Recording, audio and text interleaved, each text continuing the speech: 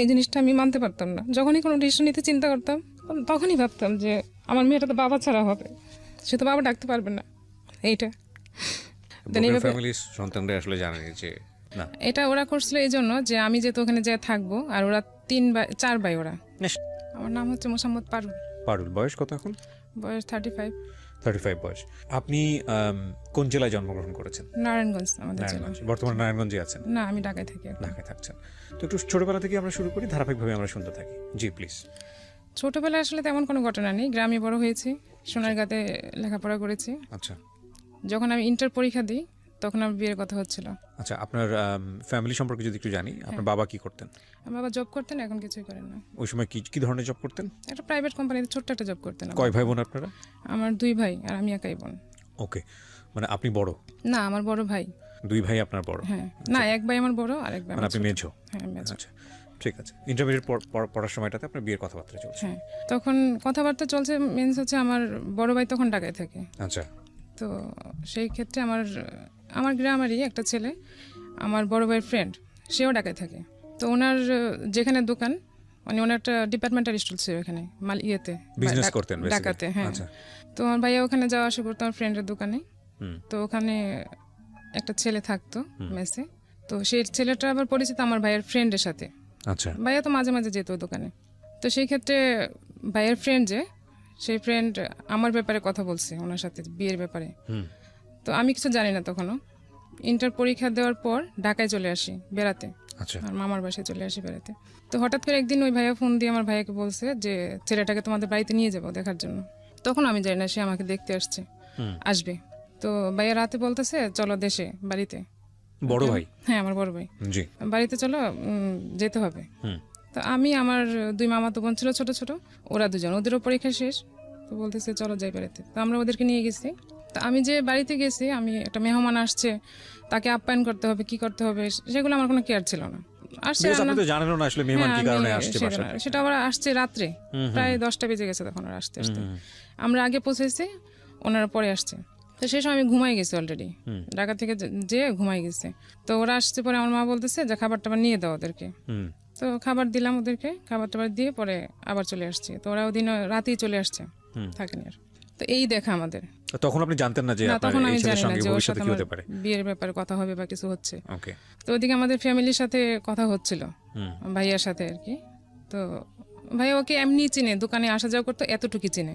Just একটা message এরকম ছেলে থাকলে যতটুকু চেনা যায় অতটুকু। তো সে তখন গার্মেন্টসে জব করে, গার্মেন্টসে ঠিক সুপারভাইজার বলে না, তখন সে ওই পোস্টে জব করে ছেলেটা। হ্যাঁ।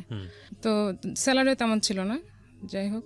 তো ভাইয়া যখন বিয়ের কথাবার্তা চলতেছে, তো ওদের বাড়ি থেকে আমাদের এখানে দেখতে আসবে। তখন আমি ঢাকায়, আমি তখনও বাড়িতে না। তারপর আবার নিয়ে যাওয়া হলো বাড়িতে, যে ওদের বাড়ি থেকে লোকজন আসবে দেখতে। তখন আমি শুনতে পেলাম যে আমার জন্য বিয়ের কথাবার্তা চলছে। তো ওদের বাড়ি থেকে আসলো, ওর বাবা আসলো, ছেলেটার বাবা, ওর বড় ভাই, ওর মামা, 3জন, আর কি আসছিল আমার ঠিক এখন মনে পড়তেছে না। ওই 4জন বা 5জন এরকম আসছে। তো অনেক আয়োজন করা হয়েছে আমাদের বাড়িতে, খাওয়া দাওয়ার ব্যাপারটা অনেক অন্যরকম করা হয়েছে। ঢাকা থেকে আমার মামিরা সবাই গেছে, আমিও গেছি। আমার ফ্যামিলির বাড়ির থেকে যারা যারা ছিল আত্মীয় স্বজন মোটামুটি ভালো, মানে আমাদের যারা খুব কাছের তাদেরকেও দাওয়াত দেওয়া হয়েছে। একটা বিয়ের অনুষ্ঠানের মতোই হয়েছে তখনও। তো যেদিন আসছে দেখে ওনারা বলতেছে যে বিয়ে কবে দিবেন, কবে বিয়ের দিন তারিখ ঠিক করবেন, ওরকম বলতেছিল ওর মামা। পরে আমার মামা বলতেছে দেখতে আসছেন, আগে দেখে নেন, আমরাও তো দেখবো, তারপর না বিয়ের দিন তারিখ ঠিক হবে। তারপরে কয়েকদিন পরে আবার আমাদের বাড়ি থেকে ওদেরকে দেখতে গেছে ওদের বাড়িতে। তো আমার ফ্যামিলির লোকজন হচ্ছে, আমি হচ্ছিলাম প্রথম বিয়ে আমাদের ফ্যামিলির মধ্যে। তো ওরা দেখতে গেছে যখন, ওনারা যাওয়ার পর যেদিন যাওয়ার কথা ছিল রাতের বেলা, সেদিন যাইতে পারেনি। কারণ সেই গাড়িতে যে গাড়ি ভাড়া করছিল সেটা ছিল আমার খালাতো ভাইয়ের গাড়ি। আচ্ছা। কিন্তু সেদিন সে গাড়ি নিয়ে আসছে, গাড়ি নষ্ট হয়ে গেছে। আসার পর গাড়ি নষ্ট হয়ে গেছে, সেদিন রাতে তারা যেতে পারেনি। কারণ আমার ওই ছেলেদের বাড়ি ছিল ঝিনাইদহ, তো রাতে যেতে হবে, সকালে যে পৌঁছাবে, সেভাবে প্ল্যান করা ছিল। তো অর্ধেক পথ আসার পরে, ঢাকায় আসার পরে গাড়ি নষ্ট হয়ে গেছে, তো আর যেতে পারেনি। ওকে বাদ দিয়ে পরে ওরা রাতে, সকালবেলা পরের দিন প্রায় অনেক বেলা হয়ে গেছে, 11টা-12টার দিকে, তখনও ঢাকায় তারা তখন পৌঁছে যাওয়ার কথা ছিল, যাইতে পারেনি। পরে গাড়িতে বাসে করে গেছে ওনারা সবাই। যাওয়ার পর ওদের বাড়িতে আয়োজন টায়োজন করছে, খাওয়া দাওয়া সবই হয়েছে। আর ওদের বাড়িটা ছিল এরকম যে একটা ছোট্ট ঘর ছিল, তেমন কিছু ছিল না, তো ওদের ব্যবহার দেখে আমার ফ্যামিলি সবাই মোটামুটি রাজি হয়ে গেছে যে না ওরা সহজ সরল আছে, ভালো আছে, আর ছেলে যেহেতু শিক্ষিত আছে তাহলে আমাদের প্রবলেম সমস্যা নাই, হ্যাঁ। আমরা ওদেরকে একটা ব্যবস্থা করে দিব, ওরা চাকরি বাকরি করবে, সমস্যা নেই। তো সেই চিন্তা করে ওরা, ঝিনাইদের মানুষ, আমরা তো ঢাকায় সবসময় বড় হয়েছে, ঢাকার এলাকার মানুষ, আমরা তো বাইরে কখনো যাইনি, গ্রামে মানে ওই সব সাইডে কখনো যাওয়া হয়নি। তো ওরা ওদের ব্যবহার দেখে মনে হচ্ছে ওরা খুবই সাধারণ মানুষ, খুবই সহজ সরল মানুষ, ওদের মতো মানুষ হয় না। আর ওর একটা বোন ছিল, মানে বোন আছে, ওটা দেখে আবার আমার মামা আমার ভাইয়ের জন্য পছন্দ করে রাখছে, মনে মনে দেখে পছন্দ করে আসছে। তো এটা তখন বলে না, আসার পরে বলছে আর কি। ওইটাই বিশেষ করে চোখে লাগছে বেশি, যে আমরা এখানে আত্মীয় করলে মেয়েটাকে আমরা নিতে পারবো আমাদের বাড়িতে। তো এরকম কথাবার্তা বলে আসছে। আসার পর ওই গ্রামে যখন গেছে, আমার চাচাতো ভাই ছিল একটা, ওনাদের সাথে গেছে দেখতে বিয়েতে। ও চাচাতো ভাই আমাকে পছন্দ করতো, বাট ফ্যামিলিতে বলে না কখনো যে আমাকে পছন্দ করে। আমাকে বলছে যদি আমি রাজি থাকি তাহলে সবাইকে সে মানাবে। বলেছে না, আমি আপনাকে ভাই জানি, ভাই, অন্য কিছু না। তো সেই ভাই যে ছেলেটাকে দেখতে গেছে ঝিনাইদহতে, সেই ছেলের চাচার একটা দোকান ছিল ওখানে কাছে। তো চাচার দোকানে যখন গেছে, চাচাকে জিজ্ঞেস করছে ছেলে লেখাপড়া কেমন, কতটুকু করছে, কি আসে বিষয়। তো ও কতটুকু লেখাপড়া করছে আমরা ঠিক জানি না, চাচা বললো এটা। ওকে। তো এটা এসে আবার আমার ভাই, ওই চাচাতো ভাই বলছে, বলার পরে আমার ফ্যামিলি থেকে কি ওটা মানে নেই যে এটা মিথ্যা কথা হইতে পারে, বা মানে এই চাচাতো ভাই আবার আপনাকে পছন্দ করতো না? হ্যাঁ, ওনার সঙ্গে বিয়ে শাদীর কথাবার্তা ছিল ছিল তো না, সেই কারণে সে হয়তো আমাকে পছন্দ করতো, সেই কারণে ওকে সন্দেহ করেছে, হ্যাঁ, মিথ্যা কথা ওকে বলছে। সন্দেহ করছে। এটাই আমার সবাই করছে যে এটা হয়তো মিথ্যা কথা হইতে পারে, সে হয়তো চায় না, সেজন্য বলছে। আর খালাতো ভাইকে তো বলছেই যে সেও চায়, সেজন্য সে নষ্ট গাড়ি নিয়ে আসছে, সে চায় না সেখানে যাক, এগুলো বলা হয়েছে। তো এটা নিয়ে ওই চাচাতো ভাই যে বলছে, এটা নিয়ে আমার চাচির মধ্যে, চাচা মানে ওই চাচি না, পাড়াপড়শি আরেক চাচির সাথে আমার মার একরকম ঝগড়াই হয়ে গেছে যে সে কেন মিথ্যা কথা বললো এসে। তো দেখা কিন্তু একবারই হয়েছে, একবারই ওদের বাড়িতে গেছে, আর কিন্তু দ্বিতীয়বার যায়নি কখনো দেখা করতে। যেহেতু ছেলে দেখছে এখানে, খুবই ভদ্র, খুবই ভালো, তো ছেলেই চাই, দেখতেও সুন্দর, কোনো প্রবলেম নাই। আমার মা তো অনেক পছন্দ করছে ছেলেকে, এই ছেলের কাছে বিয়ে দেবে। তো কথা ভাবে চলতেছে, মাঝখানে কিছু স্টপ ছিল, কি কারণে আমি জানি না। তো আমি তখন তো গ্রামে চলে গেছি অলরেডি, আর তখন মোবাইল তো অ্যাভেলেবেল ছিল না। তো আমার ভাইয়ের কাছে মোবাইল ছিল, ভাইয়া ঢাকা থাকতো। আর আমাদের বাজারে একটা দোকান ছিল মোবাইলের, কথা বলার জন্য। ওখানে বলাছে যে যখনই যে আসবে ফ্যামিলি থেকে কথা বলতে বা ফোন করলে ডেকে দিবে, আর বিল যা হবে লিখে রাখবে, ভাইয়া ওটা যখনই বাড়ি যাবে তখন দিয়ে দিবে। তো আমি ওখানে ভাইয়া ফোন দিছে, খবর পাঠাইছে যে তোমার ভাই ফোন দিছে, আমি কথা বলতে গেছি। ওখানে একটা ছেলে ছিল, আমাকে দেখছে, বাট আমি জানি না। তো সে আবার পরের দিন আমার ডিটেলস বের করে আমার চাচাতো বোনের হাজবেন্ডের সাথে বলছে যে মেয়েটা কে, বলেছে তো আমার শালি। ও আবার ভাইয়াটা আবার আমাদের এলাকায়, আমার চাচাতো বোন এলাকায় বিয়ে হয়েছে। পরে বলতেছে মেয়েটা আমার পছন্দ হয়েছে খুব। তো আমরা জানি না, যেহেতু এখানে কথা চলতেছে অলরেডি। তো ওই ছেলেটা আর আমার ভাই দুলাভাই আসছে, আইসা আমার মাকে বলতেছে কাকি, পারুলকে তো একটা ছেলে পছন্দ করছে, খুব ভালো ছেলে, বিদেশ থাকে, সে বিদেশ থেকে আসছে, অনেক পছন্দ করছে, এখন আপনারা যদি রাজি থাকেন তাহলে ওদের ফ্যামিলি থেকে দেখতে আসবে। আমার মা বলতেছে না, আমাদের তো এক জায়গায় কথা চলতেছে, এখন কিভাবে তোমাকে দেখাই বলো, একটা শেষ না হলে তার একটা কথা বলা যাচ্ছে না। পরে বলতেছে না, অসুবিধা নাই, ওরা দেখুক, ছেলেটা খুবই ভালো, আর ভালোই, নানার বাড়ি ছিল ছেলেটার, আমার বোনের শ্বশুর বাড়ির কাছাকাছি ছেলেটা নানার বাড়ি ছিল, সেখানে আসছিল বাড়িতে। মা রাজি ছিল না। তারপরে পরের দিন দুলাভাই বলতেছে যে যেহেতু আমি এই বাড়ির জামাই, তো আমাকে সে অনেক রিকোয়েস্ট করে বলতেছে আপনারা বিয়ে দেন আর না দেন, আমি একটু নিয়ে আসি, ওরা দেখে যাক, কথা বলে যাক, তারপরে তো বলতে পারবো যে না আমি দেখাইছি। মা বলছে ঠিক আছে, আমি কোনো আয়োজন করবো না, তোমরা এমনি ছেলেকে নিয়ে এসো। তো ছেলে নিয়ে আসার কথা বলছে, আর ছেলে তার পুরো ফ্যামিলি ধরে নিয়ে আসছে, মানে তাদের ফ্যামিলিতে যা যা লোক ছিল, যারা ছিল, সবাই চলে আসছে, আমাদের বাড়িঘর ভরে গেছে মেহমানে, এরকম। আমার মা তো দেখে অবাক হয়ে গেছে, এত মানুষ কি করে আসছে, আমি এখন কিভাবে কি আপ্যায়ন করবো, তো কোনো প্রস্তুতি ছাড়া। তারপর যেরকম হয়েছে মোটামুটি নাস্তা টাস্তা দেওয়া হয়েছে, বিকেলবেলা করছে। তো ওরা চলে গেছে দেখা করে। এখন ছেলে পুরো এলাকা ছড়াই দিয়েছে যে আমি মেয়েকে বিয়ে করব, মানে আর আমাদের এলাকায় যারা মোটামুটি প্রভাবশালী লোক আছে তাদেরকে সে ম্যানেজ করে ফেলছে। আচ্ছা, কোন ছেলে? যে ছেলেটা পরে আমাকে দেখে আমার বোনের হাজবেন্ডের সাথে আসছে, তো বলতেছে আমি এই মেয়েকে বিয়ে করব, যা লাগে আমি সব দিয়ে নিয়ে যাব, আমার বাড়িতে যা খরচ টরচ হয় এভরিথিং সব সে দিবে, এবং সে আমাকেই বিয়ে করবে। মা কি করলো, মা বলতেছে না, এখানে তো বিয়ে দেওয়া যাবে না, আর ছেলেটাকে আমারও পছন্দ হয় নাই। পছন্দ বলতে আমি তো চাই না এখন বিয়ে করব, মানে এরকম প্রিপারেশন আমার মনের ভিতর ছিল না। তো আমি বলতেছি আমি ঢাকায় যাব। পরে ভাই আমাকে আবার ঢাকায় নিয়ে গেল, ঢাকা নিয়ে গেলো বলতে আমার ভাইয়ের চাচাতো ভাইয়ের একটা বিয়ে ছিল ওখানে, মানে যে দুলাভাই নিয়ে এসছে বিয়ের প্রপোজাল, ওই দুলাভাইয়ের শালার বিয়ে চলবে, মানে বিয়ের কথা হচ্ছে, মানে বিয়ে ঠিক। তো ওই বিয়েতে আমরা অ্যাটেন্ড করবো, বৌভাত হবে, বিয়ে হবে। তো বিয়েতে আমরা ছিলাম সবাই, আমিও ছিলাম, আমার ভাইয়ারা ছিল, আমার ফ্যামিলির সবাই ছিল। তো বিয়ে যেদিন হলো, বিয়ে শেষ করে সেদিনই আমরা রাত্রে ভাইয়াও চলে গেল আমাকে নিয়ে। তো আমরা ঢাকায় চলে আসলাম আবার। পরের দিন ছেলেটা আমাদের বাড়িতে নাকি আসছে, সে নাকি অনেক মোটা একটা চেন নিয়ে আসছে, আমাকে বিয়ে করুক আর না করে সে আমাকে এটা গিফট করবে। তো আমার মা, আমি তো চলে আসছে, ওরা তো জানে না, ফুল নিয়ে আসছে, কি নিয়ে আসছে আর আমি জানি না। পরে আমার বাড়িতে গেছে আমার দুলাভাইয়ের সাথে, পরে বলতেছে ও তো এটা নিয়ে আসছে ওকে দেওয়ার জন্য, বিয়ে করুক আর না করুক সে এটা ওকে গিফট করবে। আর যেদিন সে দেখতে আসছে আমাকে, সেদিন সে অনেক গোল্ড পরে আসছিল, ব্রেসলেট, চেন টেন, এভরিথিং অনেক কিছু পরে আসছে, করার জন্য চেষ্টা করছে, হ্যাঁ হয়তো বা। তো সে পরে আসছে, তা চেনটা নিয়ে আসছে, সে আমাকে দিবে। তা আমি তো ছিলাম না, মা বলছে না ও তো চেন নিবেও না, আর ও তো নাই এখানে, ও তোর সাথে দেখা হবে কিভাবে। তো ছেলেটা চলে গেছে, আমার সাথে আর দেখা হয়নি, আর কোনো কথা হয়নি। তো আমার মার ইচ্ছে ছিল যে যেটা দেখছে সেখানে বিয়ে হবে, আর যে ছেলেটা পরে আসছে সেই ছেলেটার যে গ্রামের বাড়ি ওইটা আবার আমার নানার বাড়ির কাছাকাছি। তো ওই এলাকাটা আমাদের পছন্দ না, আমাদের ফ্যামিলি কারোরই পছন্দ না যে ওই এলাকাতে বিয়ে দিব, সারা জীবন খেটে খেটে মরবে এরকম। যাই হোক, এটা গেল। তারপর আমি তো ঢাকায় চলে আসলাম।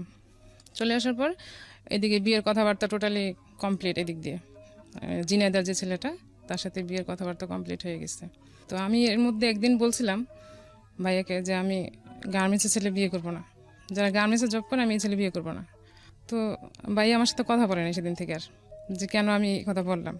তো ভাইয়ের একটাই ই ছিল সবসময় যে রাগ হলে কথা বলতো না কারোর সাথে।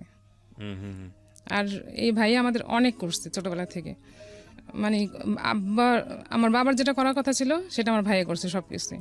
তো আমিও চাইতাম যে আমার ফ্যামিলির পছন্দেই বিয়ে করব, বাট আমি এমন কিছু করব না যেটা আমার ফ্যামিলির উপর কোনো প্রশ্ন আসে, যে খারাপ প্রেম করব, আমার ভাইকে সবাই বলবো যে ওর বোন এরকম, কিংবা ও অবাধ্য হয়ে গেছে, এরকম কিছু আমি কখনো করবো না, যে প্রেস্টিজ ইস্যু হবে এরকম আমি কিছু কখনো করবো না।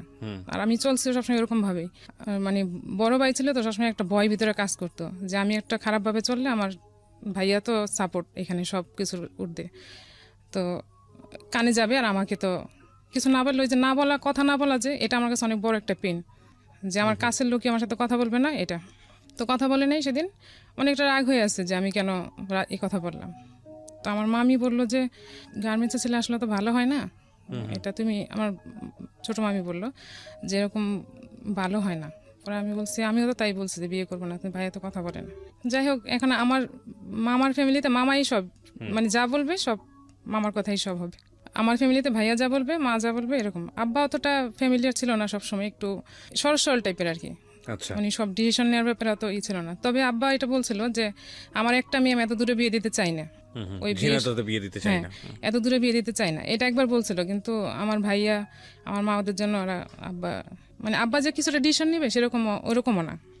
তো এটা বলার পর আমি একটু বলছি, ভাইয়ের কথা বলছে না, ঠিক আছে, আমি আর কিছু বলিনি।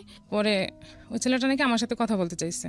তো যখন বিয়ের দিন তারিখ ঠিক হয়নি, আমাকে নিয়ে গেল, ভাইয়া বললো যে কথা বলতে চাইছে, কথা বলে দেখো কি বলে।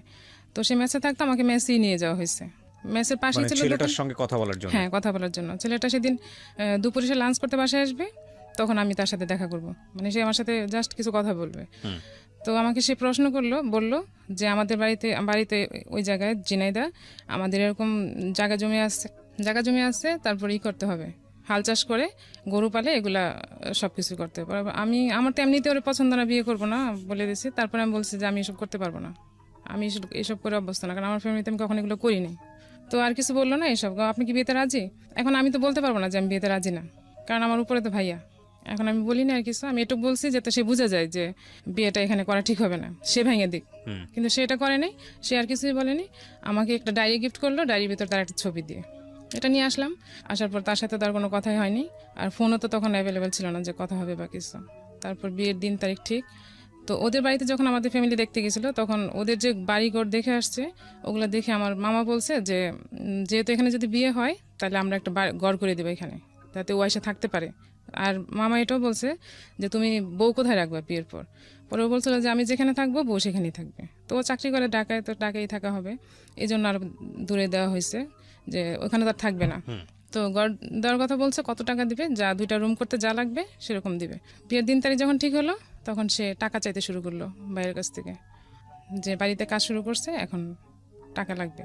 টাকা যাচ্ছে, বাড়িতে ঘরের কাজ শুরু করছে, ঘরের কাজ শেষ করে আমাকে উঠে নিয়ে যাবে। আর তখন কথা ছিল যে আমাকে গোল্ড ওরা কতটুকু দিবে, কি দিবে সেগুলো, কানের গলার কি দেওয়ার কথা ছিল, তো এগুলো দিবে ওরা, আর আমাদের থেকে ঘর উঠে দিবে ওকে।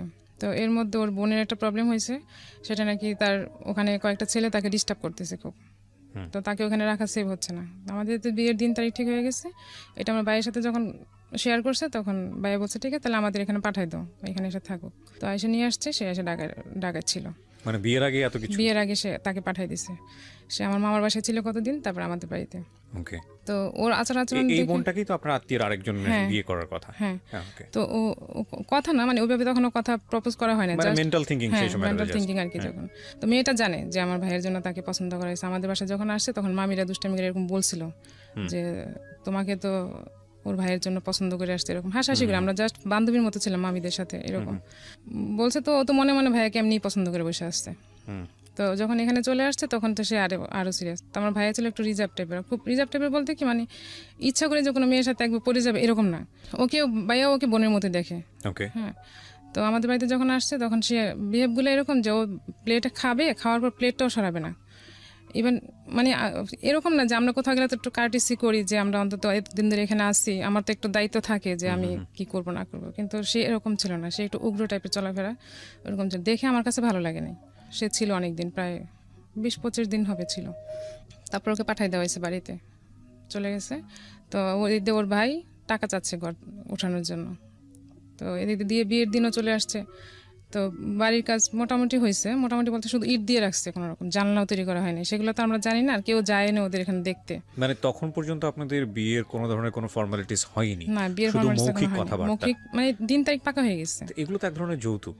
হ্যাঁ, এখন এটা তো আমরা ফ্যামিলিতে ভাবছি যে আমাদের দিতেই হবে, বলে আসছে, আমরা নিজেরাই বলে আসছে, আমাদের তো নিজেরাই দিতে হবে। তো মানে দিতেই হবে বলে আসছে, বিষয়টা আসলে প্রয়োজন ছিল কিনা? প্রথম কথা হচ্ছে যে আমাদের বিয়ের যে সংস্কৃতি, সেখানে কিন্তু বিষয়গুলো এভাবেই হয়। একটা সময় বলা গ্রাম অঞ্চলে প্রচলিত ছিল ডিমান্ড, ছেলের ডিমান্ড কি? ছেলের ডিমান্ড, হ্যাঁ, চাইতো, মানে একদম নির্লজ্জের মতো, বেহায়ের মতো চাওয়া। চাইতো, হ্যাঁ এই দিতে হবে, হ্যাঁ, এই দিতে হবে, সেই দিতে হবে, এবং এটা মনে করতো যে এটা খুব মানে একটা রাইট ব্যাপার। কিন্তু সেটা অনেক ধরনের সামাজিক সচেতনতার জায়গা থেকে এখন আর ওরকম হয় না। এখন দেখা যায় যে মেয়ের বাড়ি থেকেই মোটামুটি একটা প্রস্তাব পড়ে যে আমরা এটা দিয়ে দিব, ওটা দিয়ে দিব, চাওয়ার আগে এগুলো কিন্তু এক ধরনের যৌতুক। অবশ্যই যৌতুক, কিন্তু এটা তখন করা উচিত না। এটা ওরা করছিল এই জন্য যে আমি যেহেতু ওখানে যে থাকবো, আর ওরা 4 ভাই, ওরা না, সেটা বিয়ের পরবর্তী সময় যদি আপনার ভাই খুশি হয়ে যদি একটা নিজে থেকে স্টেপ নেয় সেটা অন্য জিনিস, তারপরেও এই ধরনের কথাবার্তা বলা অনেক সময় ঠিক ঠিক হয়নি। না। কিন্তু ওরা তো চিন্তা করছে ওইভাবে না, ওরা চিন্তা করছে, বিশেষ করে আমার মামা করছে যে ঘর তুলে দিলে হবে কি, সে এখানে এসে একটু রিল্যাক্স যখন থাকবে তখন থাকতে পারবে। যাই হোক, আগে থেকে এরকম বলে একটা হোপ তৈরি করেছে আর কি। এখন তৈরি করছে, আর ওই ছেলেটাও বুঝতো যে আমাদের ফ্যামিলিতে যদি টাকা চাওয়া হয় বা কিছু চাওয়া হয় তাহলে সেখানে বিয়ে হবে না, আর তার ধারণা ছিল যে আমাকে বিয়ে করলে সে অনেক কিছু পাবে, যেহেতু আমি একাই মেয়ে আর ঢাকার মেয়ে। ঠিক আছে, আমরা ধারাবাহিকভাবে শুনতে থাকি। তারপর কি হলো? এরকম চিন্তা ভাবনা, পয়সা করে আপনারা দিয়ে দিলেন না আগে? না, ও ভাইয়া আসলে একবারে যদি না দেওয়া লাগে, আমাকে যদি আস্তে আস্তে দিয়ে যেতে হয় তাহলে তো আমার জন্যই ভালো। তো ভাইয়াও কিছু মনে করে না, টাকা রাখ দিছে, কিন্তু আমার কাছে এটা পছন্দ হয়নি তখন, যে সে বিয়ের আগে টাকা যাচ্ছে, টাকা নিয়ে ঘর তুলবে, এরকম তো ঠিক না।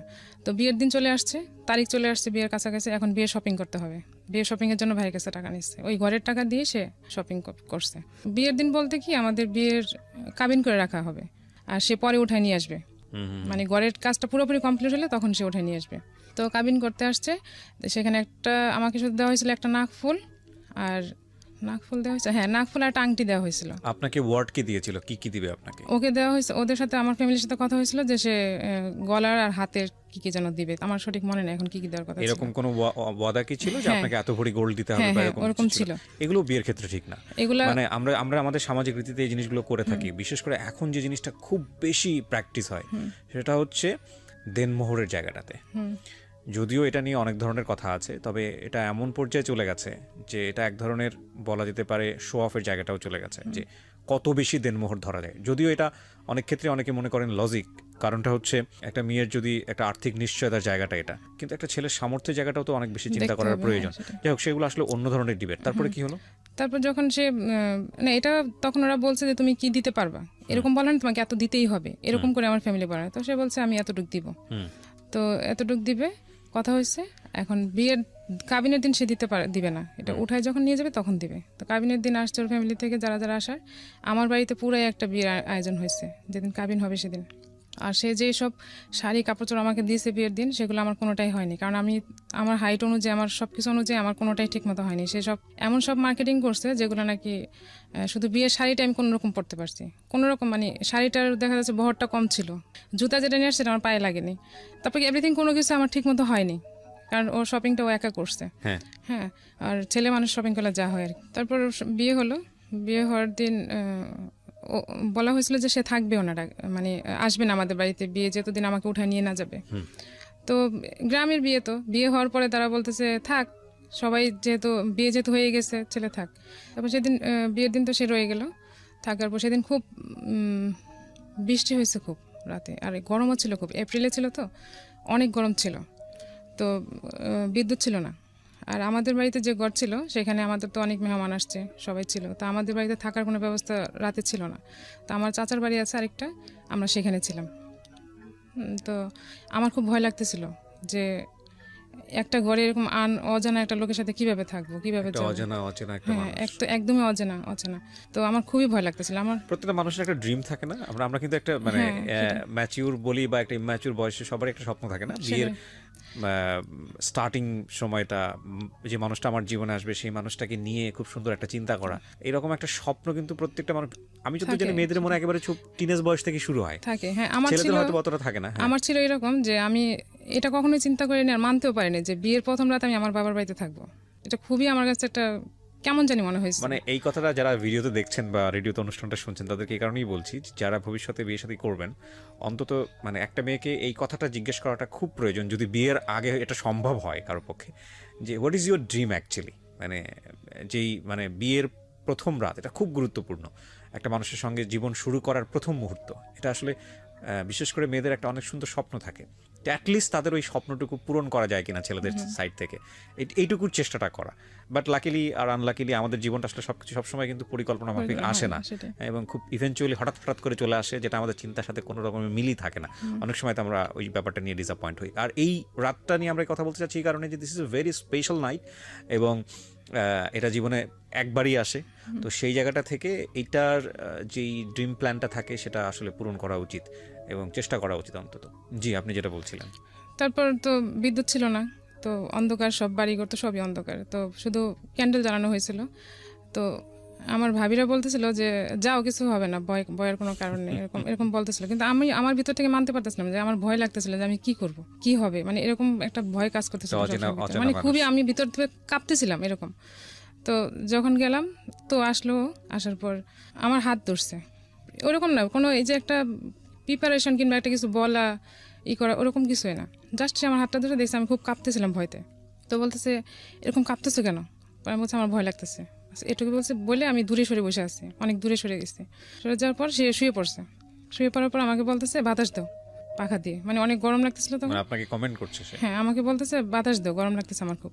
তো আমি কি বোকা ছিলাম, আমি এটা বলতে পারিনি যে আমি পারবো না, বাকি আমিও ঠিক বাতাস করতেছি, ভালো কাজ, ঠিক আছে, হ্যাঁ আমি করে যাচ্ছি বাতাস, যে আমি অচেনা মানুষ, তার সাথে আমি মোটে কথাই হয়নি, কিছুই না, তাকে কেন আমি বাতাস করবো বা কিছু এরকম কোনো কমেন্টস আমার ছিল।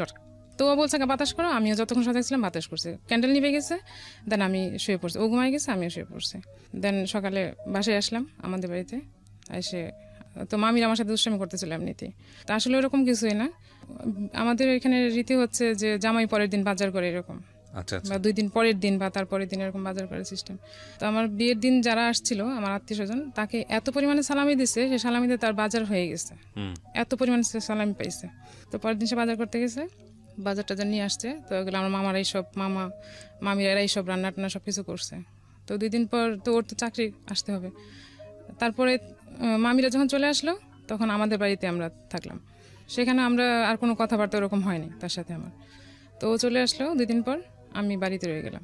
তো মামা বলছিল যে এরপরে আর কোনোদিন ওরা বিয়ের উঠায় নেওয়ার আগে আর দেখা সাক্ষাৎ হবে না, তাইলে জিনিসটা অন্যরকম হয়ে যাবে, আর আমরা চাচ্ছি যে আমরা অনেক বড় করে অনুষ্ঠান করে তারপর উঠাই দিব। তো মামা কি করলো, আমাকে ঢাকায় নিয়ে আসলো, ভাইয়া বললো যে ঢাকায় চলো, তাহলে করবে। তো আমি ঢাকায় চলে আসলাম, আর ওদিকে ও জব চলে গেল। তো মামার বাসায় আসা হয়নি, কিংবা ওইভাবে তাকে বলা হয়নি, কিংবা অ্যাড্রেসও দেওয়া হয়নি যে বাসায় আসো বা কিছু এরকম কিছু। আমি আমার মতো আছি মামার বাসায়, ওর মতো আছে। তো মামির আমার সাথে ফাজলামি করতেছিল অনেক রকম কথা বলে, তো আমি বলছি না এরকম কিছু না, কিন্তু আমার তো ভয় লাগে ওকে দেখলি।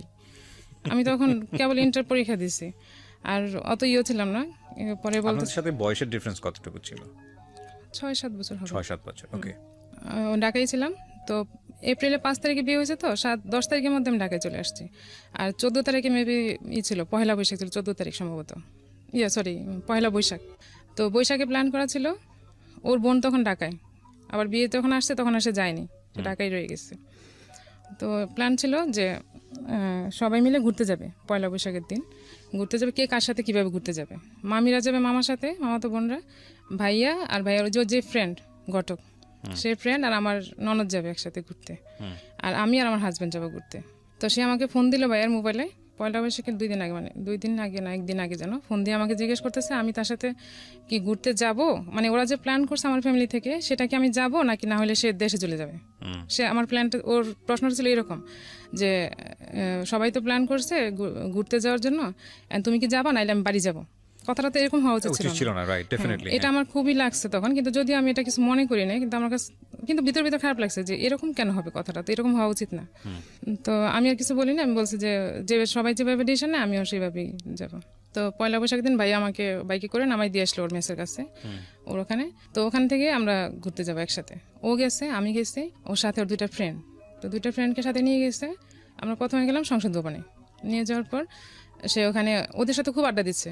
আমি যে একটা মেয়ে মানুষ বা ওইখানে তার সাথে আছি, হ্যাঁ আমাকে ওভারলুক করতেছে, আর আমি মানে তার পিছনে পিছনে হাঁটতেছি এরকম, মানে ওরা খুব মজা করতেছে আর আমি একা একা, মানে খুব লোনলি ফিল করতেছিলাম বিষয়টা।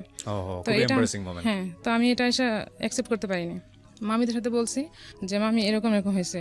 তো বলার পরে মামার ওকে ডাকছে, ওকে বলছে যে তুমি এরকম ওরে নিয়ে গেছো, নিয়ে যে তোমার এরকম ইনসাল্ট কেন করছো, তোমার ফ্রেন্ডদের সাথে তুমি কেন ওকে নিয়ে গেছো, তুমি ওদেরকে নিয়ে যেতে আগে পরে নিয়ে যেতে, তোমরা ফার্স্ট টাইম ঘুরতে গেছো একসাথে, তোমার তো ওকে টাইম দেওয়া উচিত ছিল, না দিয়ে তুমি কেন ওর সাথে ওদেরকে নিয়ে যায় ওরে একা একা ফেলায় রেখে এরকম ঘুরছে, এটা তোর কাছে ভালো লাগেনি।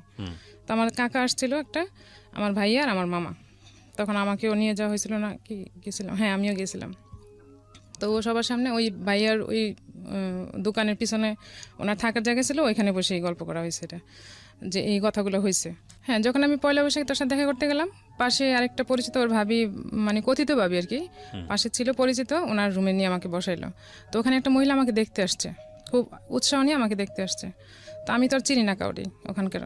তো আমরা তো এই পার্টটা বললাম যে, তারপর সে সরি টরি বলছে, মাপ চাইছে সবার কাছে, না নেক্সট টাইম এরকম হবে না, সব ঠিক হয়ে যাবে, এরপর থেকে আর আমার ভুল হবে না। মানে উনিও সামহাউ হ্যাপি ছিল না, আপনি তো হ্যাপি ছিলেন না, উনিও ওনার জায়গা থেকে যে আপনাকে একটু কনভিন্স করবে বা যেরকম হওয়া উচিত জামাইয়ের আচরণ সেরকম ছিল না, টোটালি ছিল না, একদমই ছিল না। তারপর দেখে চলে গেল। তারপর তো সরি টরি বলা হয়ে গেছে, আর নেক্সট এরকম হবে না এরকম বলে, দেন তার মানে তাকে ভুলটা বলা হয়েছে, তোমার ভুলগুলো এরকম হয়েছে, ঠিক আছে আর হবে না। তো আমরা যে মেসে সবাই গেছি, পাশে যে কথাবার্তা হয়েছে, তার মেসে অনেকেই জানছে এটা, যে ওর এখানে এরকম একটা ছোট বৈঠকের মতো হয়েছে, ওর একটু প্রবলেম হয়েছে। তো ওর যে মেসে বুয়া রান্না করতো, সেই বুয়া নাকি তাকে বলছে এই মেয়েকে তো তুমি রাখতে পারবে না, তোমার যেভাবে হোক তাকে আটকাইতে হবে, তুমি যদি ওর সাথে সংসার করতে চাও। তখনও তার সাথে আমার কোনো রকম কোনো স্বামী স্ত্রী যে সম্পর্ক, সেটা কখন হয়নি তার সাথে আমার কোনো রকম।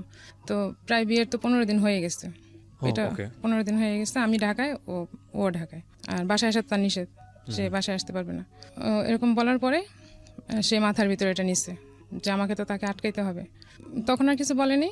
তো বিয়ের পরে সে তো আমাকে উঠাই নিবে আগে, তাদের বাড়িতে নিয়ে যাবে, দেন তারপর না তার ডিসিশন।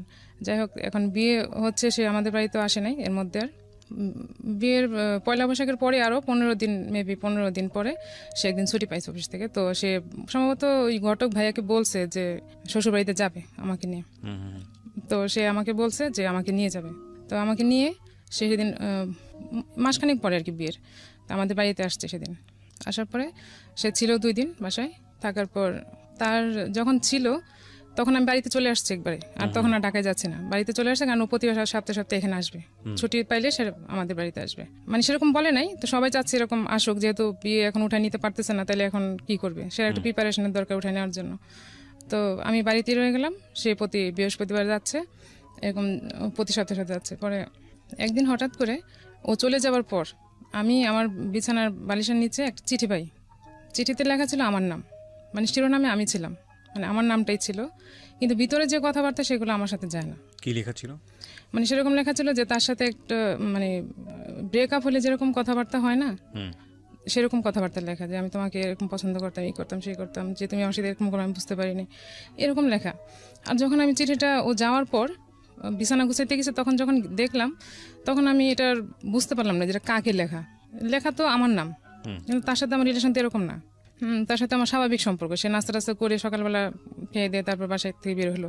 তো আমি তখন তো মোবাইল নেই যে তার সাথে আমি যোগাযোগ করবো বা কিছু বলবো বা জানতে চাইবো যেটা কার চিঠি। তো যখন ও যখন ফোন দিয়েছে, তখন আমি ওকে জানতে চাইছি যেটা চিঠি পাইছে এটা কার। পরে বলতেছে কোন জায়গায় পাইছে, আমি বলছি বিছানায় ছিল। পরে বলতেছে তোমার জন্যই লিখছিলাম। পরে বলছে আমার জন্য এই ধরনের কথাবার্তা কেন? আর আমার তখন এত বুদ্ধিও ছিল না যে আমার সাথে এরকম রিলেশন না। এখন বুঝি সেটা তো আমার জন্য ছিল না। পরেও শুনছি চিঠিটা কার, কিন্তু এটা যে আমার ছিল না এটা আমি বুঝতে পারছি। তখনও বুঝতে পারছি, এখনো বুঝতে পারি, এখন ভালো করে বুঝতে পারি। তখন তো আমি কি হয়েছে তারপরে তখন কি করেছেন? তখন চিঠিটা যখন দেখলাম, তখন এটা জিজ্ঞেস করলাম, সে আমাকে এড়াই গেল, বললো যে এটা আমি তোমাকেই লিখছিলাম, এমনি লিখছিলাম। আপনার নাম ছিল চিঠি শুরুতে? হ্যাঁ, চিঠির মধ্যে আমার শুরুতে আমার নাম ছিল। এখানে কারণ আছে, আমি বলবো পরে। ওকে, আচ্ছা, যাই সামনের দিকে। তো এটা আমার নাম দিয়ে লেখা, এরকম লেখা ছিল। এর মধ্যে তো আর সে উঠায় নিয়ে আসতে পারতেছে না আমাকে, 9 মাস হয়ে গেল অলরেডি আমাদের বাড়িতে। তবে আমার ফুপু একদিন বলে বসছিল ওর সামনে যে তোমার বাপের কি টাকা নাই, আমার বাস্তিরে উঠায় নিতে পারতেছো না। মানে আমার ফুপুটা একটু সহজ সরল টাইপের, অত শিক্ষিত না, তো বলে ফেলাইছে ওর সামনে। আর এটা নিয়ে ওর যখন বলছে তখন ও খুব মাইন্ডে লাগছে, তার ইগোতে লেগেছে। এটা ওর ফ্যামিলি তো বলছে, বলার পর এটা নিয়ে ওর বাবা খুব মোটামুটি রাগ হয়েছে। আর ওর বাবার কথা ছিল যে আমি করব না, তোমাদের বিয়ে শাদীর জন্য আমি কারো টাকা পয়সা দিব না, দিতে পারবো না, যার যার বিয়ে শাদীর টাকা সে জোগাড় করবা। এখন কি হবে, এখন তো তার সেরকম বিয়ের পর থেকে সে চাকরিও ঠিক মতো করতে পারতেছে না, মানে করতে পারতেছে না, সে ঠিক করে না ঠিক মতো চাকরি বাকরি। তো 2 দিন করে তো 4 দিন থাকে না এরকম। আর সে টাকাও জোগাড় করতে পারতেছে না, বউ কীভাবে নিবে? কারণ ওর তো কন্ডিশন দেওয়া ছিল কী কী জিনিসপত্র নিয়ে যাবে, এটা তো আমাদের ফ্যামিলিতে বলতে পারতেছে না যে আমি এগুলো ম্যানেজ করতে পারতেছি না বা আমি নিতে পারতেছি না। তো আমি ওর জিজ্ঞেস করলাম যে এখন যে এরকম প্রবলেম হইতেছে, এখন মানুষ তো আমাকে খারাপ বলতেছে, বা আমাকে না তোমাকে খারাপ বলতেছে, যে তোমার হাজব্যান্ডের মনে কম, মানে টাকা পয়সা নাই, এতদিন হয়ে গেলে উঠে নিতে পারতেছে না। তো আমাকে বললো যে আমি তো ম্যানেজ করতে পারতেছি না জিনিসপত্রগুলো, আর উঠে নিতে গেলে তো খরচ আছে, আমি কী করবো? তো আমি আমার মায়ের সাথে বুদ্ধি করলাম যে প্রেস্টিজ বাঁচানোর জন্য, যে আমার যে বিয়ের আগে যে গোলগুলো ছিল সেগুলো আমি কি করলাম, সব আমি আর আমার মা মিলে, এটা কিন্তু কেউ জানে না, আমার মা ছাড়া এখনও জানে না। তো আমি আর আমার মা মিলে ওই জিনিসগুলো বললাম যে আমি তাহলে বিয়ের জিনিসগুলো এটা দিয়ে বানাইতে বলি, ওরে আমি বানাই। আমি আর আমার মা মিলে বললাম। পরে মা বললো ঠিক আছে, তাহলে তোমারই তো, তাহলে তুমি করো না। সরি, এর মধ্যে একটা কথা, উঠায় নিয়ে যাওয়ার আগে একটা কোরবানি ঈদ আসছে লাস্ট। আমার তো এপ্রিলে বিয়ে হয়েছে, তারপর কোরবানি ঈদ যখন আসলো প্রায় 9 মাসের কাছাকাছি তখন। তো এখন ঈদে যদি আমি এখানে থাকি, তাহলে মানুষ ভাববে কি রকম একটা ভাববে, এই মানুষের ভাবাটাই অনেক কাল হয়ে গেছে আসলে। তো এখন সে আমাকে, আমি বলতেছি তাহলে আমরা কি করতে পারি বলো, এখন এক কাজ করো, তাহলে তুমি বাড়িতে বলো যে আমরা দেশে যাই ঈদ করতেছি, আমার আব্বা আম্মা বলছে ওকে দেশে নিয়ে যেতে। তো সেটা বলে সে আমাকে তার মেসে নিয়ে আসলো ঈদ করার জন্য রাতেবেলা। সে তখন কাঁঠাল বাগান থাকে, মেসে থাকে, মেসে সবাই চলে গেছে, মানুষের মুখের কথা থেকে বাঁচার জন্য আপনারা এই কাজটা সেটা করলাম। তো বলতেছে ঠিক আছে, তাহলে চলো মেসে আমরা ওইখানে ঈদ করি। তো সে মেসে নিয়ে আসলো কাঁঠাল বাগানে ঈদ করার জন্য। তো এখানে তো তার তো টাকাও নাই, সে তো চাকরিও নাই, তার সে কি বাজার করবে, কি জবও চলে গেছে ওই সময়। হ্যাঁ, তখন তার জবও নাই, সে মেসে থাকতেছে ঠিকই, কিন্তু তার জব নাই। তো ও একটু উড়নচণ্ডী টাইপের আর কি, যে জব ঠিক মতো করবে ওরকম না। তো মেসে নিয়ে আসছে। সেদিন আমার মেসের পাশে অনেক বড় একটা বিল্ডিং আগুন লাগছে, এখন তো পুরো এলাকা সব জড়ো হয়ে গেছে। আর সবার সাথে আমার রিলেশন হচ্ছে, মানে কন্ট্যাক্ট হচ্ছে যে আমি আমার শ্বশুরবাড়িতে ঈদ করতেছি, ঈদ করতে আসছি। সবাই জানতে যাচ্ছে কেমন শ্বশুরবাড়ি, কি আসে বিষয়। তো ওরা বলছে যে ঠিক আছে 1-2 দিনের জন্য নিয়ে যাও, ঈদ করে আবার দিয়ে যাবে, আবার উঠায় অনুষ্ঠান করে নিয়ে যাবে এরকম। তো আমরা তো মেসে, এখন আমার মানে তখন উঠানোর ডেট ফিক্সড হয়ে গেছে যে আমাকে ডিসেম্বর উঠায় নিয়ে আসবে এরকম। তো তখন আমার খুব গরু মাংস খাইতে ইচ্ছা করছে, মানে কি পরিমাণে খাইতে ইচ্ছা করছে আমি এটা এখনো বলে বোঝাতে পারবো না। কোরবানির ঈদ। তো কোরবানির ঈদ আমার গরুর মাংস খাইতে এত ইচ্ছা করছে, মানে পাগল হয়ে যাবে এখন গরুর মাংস না খাইতে পারলে, এরকম মনে হইতেছিল। তো এখন আমরা গরুর মাংস কোথায় পাবো? ঢাকা শহরে তো আমাদের পরিচিত মামার বাসা, আর আমি তো আমার আত্মীয় বাসা যাইতে পারবো না, কারণ সবাই জানে আমি আমার শ্বশুরবাড়িতে ঈদ করতে গেছি। তো ওর একটা ভাই ছিল, হোটেল সবকিছু বন্ধ। হ্যাঁ, কোরবানি ঈদ তো এরকমই থাকে। তো ওর একটা ভাই ছিল ঢাকায়, ওর ভাইয়ের বাসায় নিয়ে গেল, চলো যাই ওদিকে দেখি ওখানে কিছু হয় কিনা। তো ঈদের দিন আমরা ওইখানে গেলাম, যাওয়ার পর দেখি ওখানে যাই দেখি যে ওর ভাই আর ভাইয়ের বউর মধ্যে সম্ভবত কোনো ঝগড়াঝাটি চলতেছে। এগুলো খুবই ইম্পর্টেন্ট। কেন ইম্পর্টেন্ট বলছি, মানুষের ওই যে বিয়ের পরের প্রথম দিককার যে মেমোরিগুলো, যারা বিবাহিত আছেন তারাই আজকের এই ভিডিওটা বা আজকে যারা রেডিওতে শুনছেন তারা বুঝতে পারবেন যে এই মেমোরিগুলো মানুষ সারাটা জীবন রান করে, এবং এগুলো যে কত বড় সমস্যা হয় সাংসারিক জীবনে আনথিঙ্কেবল। বলেন। দেন ওখানে যাই দেখলাম যে ওখানে পজিশন ভালো না, তো ওখান থেকে চলে আসলাম। মাংস তো আর খাওয়া হলো না আমার। 2 দিন পর আমি বললাম যে আমি বাড়ি যাবো, এখন বলবো যে আমি এখান থেকে চলে আসছি, ঈদ তো চলেই গেছে, এখন বাড়ি আসবো। বাড়ি আসলাম, আমাদের বাড়িতে তো কোরবানি দেওয়া হয়। এখন আইসে আমি মাংস খাইতে পারলাম না, মাংস মধ্যে কেমন একটা গন্ধ পাচ্ছি, আমি খাইতে পারতেছি না মাংস। আমার চাচা আসছে, ওই চাচাটা আমাদেরকে খুব আদর করে, মানে ফ্রেন্ডের মতো। আইসে উনি ভাত মাখাইছে, মাখানোর পরে মাংস দিয়ে ভাত মাখাইছে, আমাকে দিছে, আর আমি বাইরে যে বমি করতে শুরু করছি যে আমি আর এখন আর গরু মাংস খাইতে পারতেছি না। তো আর খাইতে পারিনি মাংস। এর মধ্যে আমার কনসিভ হয়ে গেছে। হ্যাঁ, আর তো ও নিয়ে গেছে আমাকে উঠায় ডিসেম্বরে, মানে কনসিভ হয়ে গেছে তখন সে আমাকে উঠায় নিয়ে গেছে ওদের বাড়িতে। সে গেলেন? হ্যাঁ, বিয়ের কয় মাস পরে গেলেন? বিয়ের 9 মাস পর। 9 মাস পর, আচ্ছা। তো সে তার ওই বুদ্ধিটা খাটাই, ওই যে বুয়া বলছিল যে মেয়েকে আটকাইতে হলে তোমাকে কিছু করতে হবে, এটাই ছিল প্ল্যান। হ্যাঁ, এটাই ছিল তার প্ল্যান। তো যাই হোক, এখন তো কনসিভ হয়ে গেছে, তো উঠায় নিয়ে যাওয়ার পর ওখানে ছিলাম মনে হয় 4 দিন না 3 দিন ছিলাম। তারপরে আমার ভাইয়া আবার যাই আমাকে নিয়ে আসছে ওখান থেকে।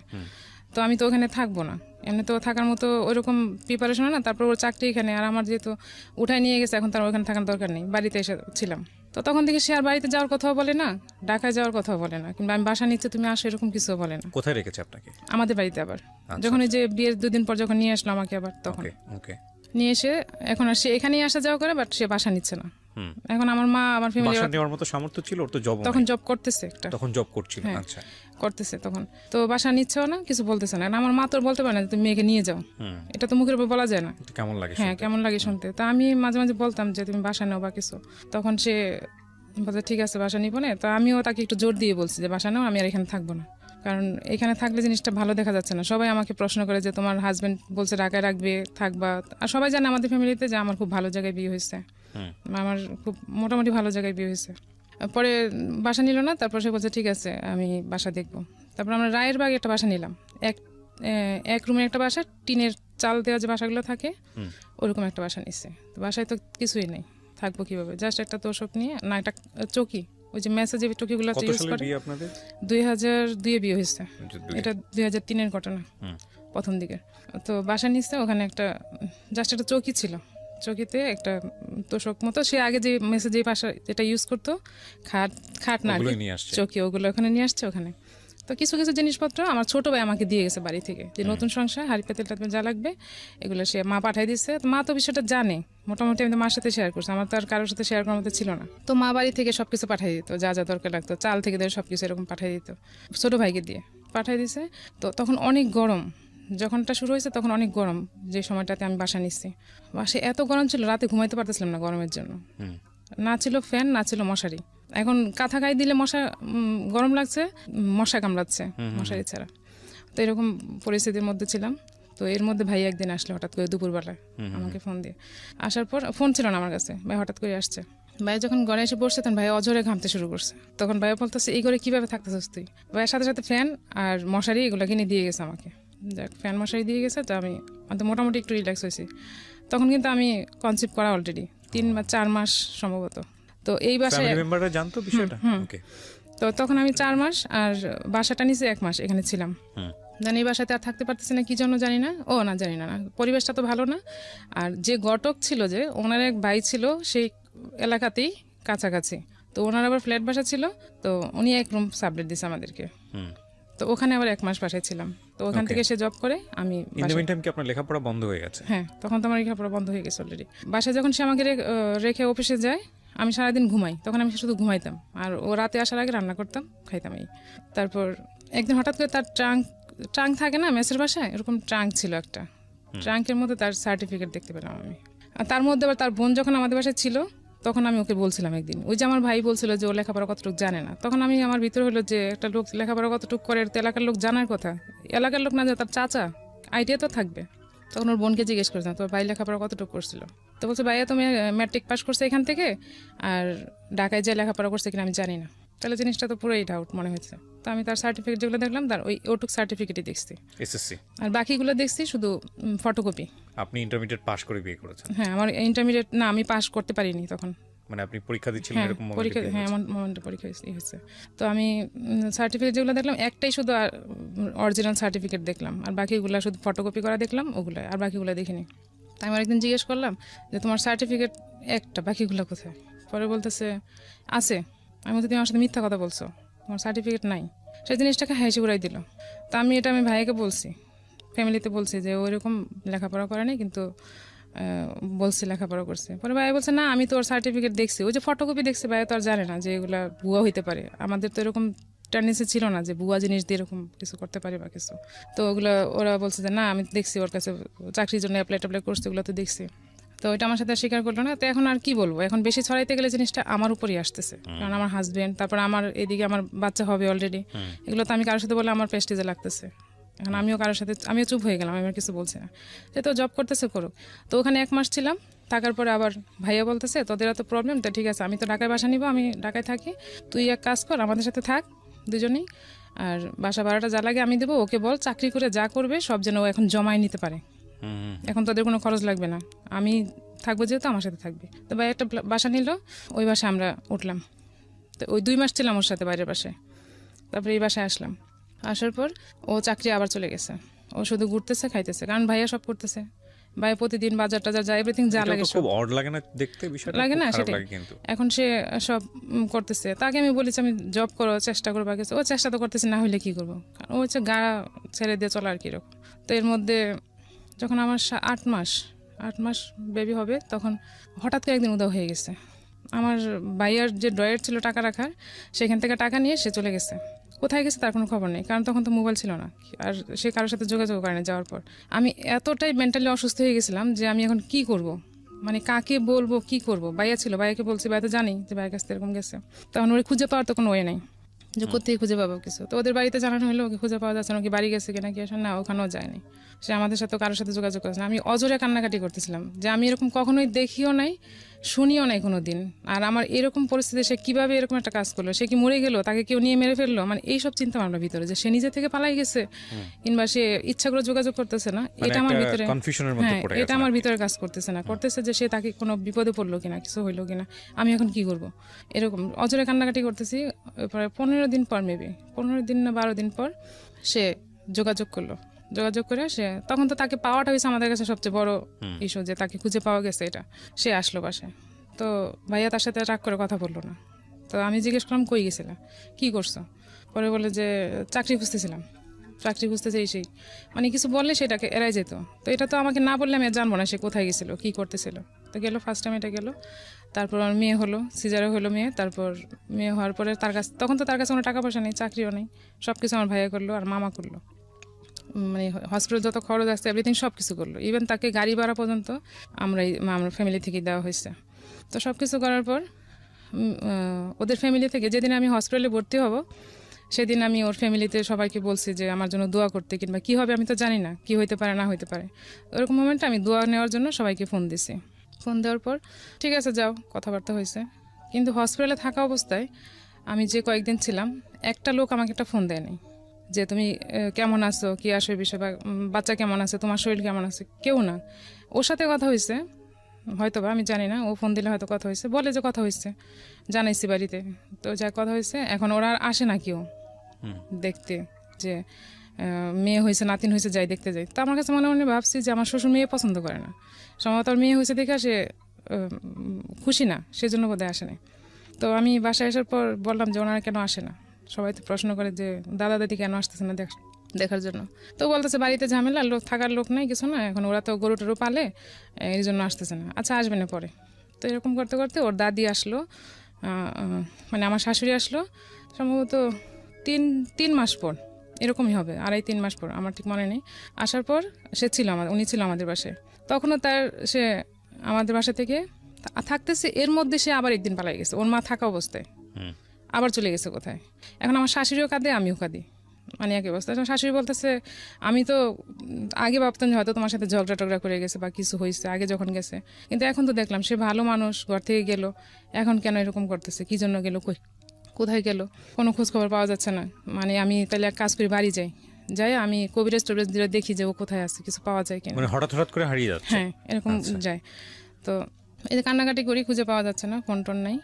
তো এর মধ্যে আবার সে একজনকে বলল যে ফোন দিয়ে বলল যে আমার সাথে কন্ট্যাক্ট করার জন্য, যাতে আমি তাকে খুঁজে নিয়ে আসি। তার একটা পাওয়ার থাকবে যে আমি তাকে খুঁজে নিয়ে আসছি।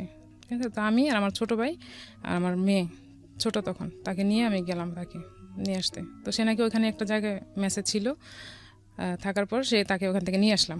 যে তুমি এখানে কেন ছিল? যে জব টপ খুঁজতেছিলাম, পাচ্ছি না, এখন চলতে পারতেছি না কি, মানে যখন পিঠ দেওয়ালে ঠিক আছে আর চলতে পারে না, তখন সে বাসায় চলে আসে। তখন সে বাসায় নিয়ে আসলাম, আবার সে বাসায় আসলো, আবার একটা জব নিল, জব করতেছে। করার পর এখন আমার মা আসছে একদিন। তো আমার মা আবার গ্রামীণ ব্যাংক থাকে না, গ্রামে যে এনজিও থেকে টাকা লোন নেয়, ওরকম থেকে ওখান থেকে 20,000 টাকা উঠাইছে, উঠায় নিয়ে আসছে। পরের দিন আমার বাসায় আসছে, কাকে যেন টাকাটা দিব, তা মা আর বাড়িতে রেখে আসে নাই, কেউ ছিল না বাড়িতে, টাকাটা নিয়ে আমাদের বাড়িতে আসছে। নিয়ে আসার পর মা আমার কাছে দিছে ব্যাগটা, যে তুমি রাখো এটা ব্যাগে, পরে আমি যাওয়ার সময় আবার নিব। তা আমি মার ব্যাগটা সই ওয়ার্ড্রোবের সাইডে যে পার্ট থাকে ওইটার মধ্যে ঝুলে রাখছি ভিতরে। তো ও ভালো মানুষ, সকালে নাস্তা খাইছে, খাওয়া দাওয়ার পর বেরোয় গেছে। হঠাৎ করে কেন জানি মনে হয়েছে আমার যে ব্যাগটা দেখি, তো সাথে সাথে ও যাওয়ার পর হাত দিয়ে দেখি টাকা নেই, সে টাকা নিয়ে আবার চলে গেছে। তো সাথে সাথে আমি পায়ে স্যান্ডেল নাই, কিচ্ছু না, আমি দৌড়ে রাস্তায় গেছি। যাওয়ার পর দেখি ওই রাস্তায় ও নাই। দুইটা রাস্তা, যে ও তো কোন দিক থেকে অফিসে যাবে, হয় দুইটা রাস্তা দুই দিকের একদিক থেকে যাবে, তো আমি উল্টা দিয়ে গেছি, যাই দেখি যে ওইখানে নাই। পরে ফিরে আবার আমি মানে একদম দৌড়ে এসে আবার আরেকটা জায়গায় আসছি, আমার বাসার কাছে যে জায়গাটা, ওখানে আসছি। এসে দেখি সে ওখানে বাসে উঠবে দাঁড়িয়ে আছে। তারপর আমি ওরে ধরে নিয়ে আসলাম বাসায়। আসার পরে মা বলতেছে তোমাকে আমি এখন পিটাবো, মারবো। মা অনেক রেগে গেছে যে তুমি এগুলো কী শুরু করছো, কী হয়েছে তোমার, তুমি এরকম টাকা টোকা নিয়ে তুমি পালাই যাও কদিন পর, এগুলো কোন ধরনের সিস্টেম? তো সে কিছু বলে নেই, সে বলতেছে আমি ও ভাবছে এটা আমার টাকা, তাই সে আমার কাছ থেকে নিয়ে গেছে। কারণ সে 4-5 দিন আগে বেতন পাইছে, আমাকে টাকা দিয়েছে, বেতনের টাকা, সেই টাকা ভাবছে। এটা সত্য না? না, এটা সত্যই। সে ভাবছে আমার টাকা, সে টাকা নিয়ে যায়, যার টাকাও সে তো আমাকে দিছে, আমাকে দিলে আমার টাকা তো সে দিছে, তার তো না বলে নিয়ে যাওয়ার কোনো রাইট নেই এখান থেকে, সে তো চুরি করে নিয়ে গেছে এটা। তো নিয়ে চলে গেছে, কিন্তু সে আমাকে এত টাকা দেয় না যে সে এত টাকা নিয়ে গেছে। সে ভাবছে যে এটা আমার টাকা ছিল? 20,000 টাকা ছিল এখানে। তো টাকা রাখা হয়েছে, যাক, তারপর আবার সে চলতেছে। এর মধ্যে ভাইয়া আগেই যখন বাসা নিছে তখনই আমাকে একটা মোবাইল কিনে দিচ্ছে। আমি লজ্জাজনক না যে শাশুড়ির ইয়ে থেকে সে টাকা চুরি করে? সেটা লজ্জাজনক, ভয়ঙ্কর লজ্জাজনক। আপনি দেখেন এখানে গল্পগুলো ভাবে বলা হচ্ছে, যে গল্পগুলো পুরো জীবনের গল্প, এখানে প্রায় এক যুগের সংসারের গল্প বা যাই বলি না কেন, এখানে খুব ছোট ছোট করে আনা হচ্ছে। এই ঘটনার প্রেক্ষাপটে একটা সংসারে কি হতে পারে, তাদের দৈনন্দিন জীবন আচরণ কি হতে পারে, এটা যারা সংসার করেছে সহজেই অনুমেয়, তো চিন্তা করার বিষয়। বাট এটাও ঠিক যে মানুষটা কেন পালিয়ে যাচ্ছে বারবার, সেটাও কিন্তু আমরা জানি না, সেখানেও একটা রিজন থাকতে পারে। এই জন্য সবসময় বলি আমি যে জীবন গল্পের একটা অনেক বড় দুর্বলতা বা সীমাবদ্ধতা হচ্ছে এটা একপাক্ষিক বলা। বেশিরভাগ সময়ই যে গল্পগুলো এখানে আসে সেটা একজন মানুষের বলা। যে মানুষটা চলে আসে ওই গল্প বলার প্রেক্ষাপটে, ওই মানুষটার যদি বক্তব্য সমানভাবে নেওয়া যায়, তাহলে হয়তো এই বক্তব্যগুলোকে নিয়ে একটা অন্যরকম চিন্তাভাবনার সুযোগ তৈরি হবে। তো যাই হোক না কেন, একটা জিনিস কি, যে দিন শেষে গল্প বলার শেষে যে রেজাল্টটা দাঁড়ায়, সেই রেজাল্টটা আমাদেরকে অনেক বড় একটা শিক্ষা দেয় সুন্দর একটা জীবনযাপনের জন্য আমরা কি পথ বেছে নিতে পারি সেই জায়গাটাতে। জি বলেন। তারপর তো এরকম 3বার যাওয়া হয়ে গেছে অলরেডি। জি। তো যাওয়ার পর যখন সে লাস্ট টাইম আসলো, তাকে আমি বারবার প্রশ্ন করতাম যে তুমি কোথায় যাও, কি জন্য যাও?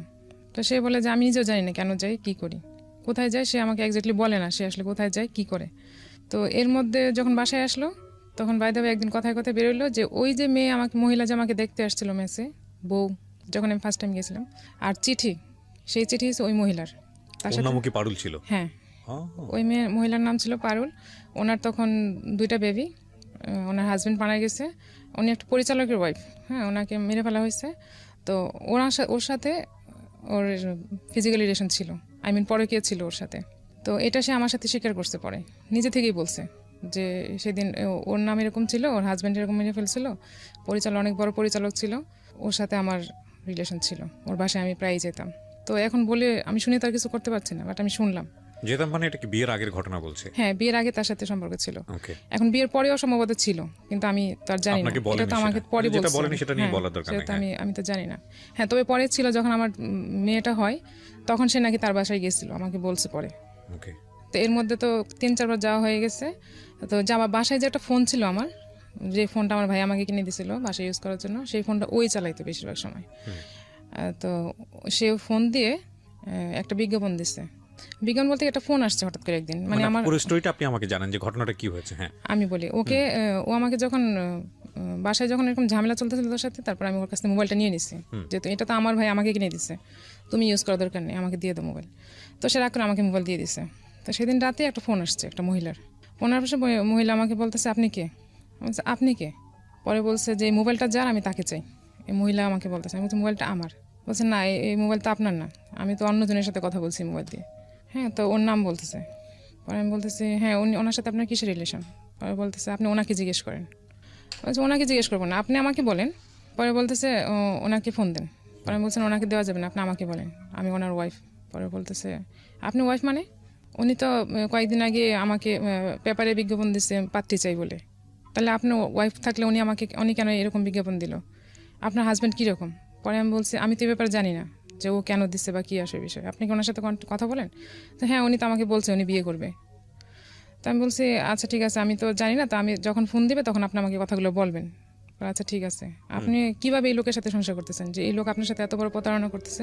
তো আমি এটা নিয়ে বাসায় একটু ঝগড়াঝাটি করছি। ঝগড়া বলতে আমি ওরা জিজ্ঞেস করছি যে কে? তো বলে যে না তুমি ভুল শুনছো, অন্য কিছু বা কিছু, আমি এরকম কিছু বলিনি, ভুল হয়তো হয়েছে। তো আমি মহিলাকে ফোন দিই, তো মহিলার ফোন টোন ধরেনি, সম্ভবত এর মধ্যে কথা হয়ে গেছে মহিলার সাথে যে তুমি আর ফোন দিও না। ও বলছে যে আমার ভাবি, ওটা ও বলছে মহিলাকে যে আমার ভাবি ফোন দিয়েছে তোমার সাথে দুষ্টামি করে এরকম বলছে। আচ্ছা আচ্ছা। তো মহিলা বিশ্বাস করছে ঠিক আছে ভাবি মনে হয় ফাজলামি করছে বা কিছু। তো এই ব্যাপারটা আমি আর পরে কিছু জানতে পারিনি। তো আমি যখন ভালো করে দোষে তখন বলছে যে না আমি এমনি দুষ্টামি করছি, আসলে সেরকম কিছুই না। তো আমি ফোনটা তো তখন টোটালি নিয়ে নিছি ওর কাছ থেকে। নিয়ে আনার পরে আমি আর তার কোনো কিছু এর মধ্যে জানতে পারলাম না। তো এর মধ্যে সে আরও কয়েকবার এরকম গেছে।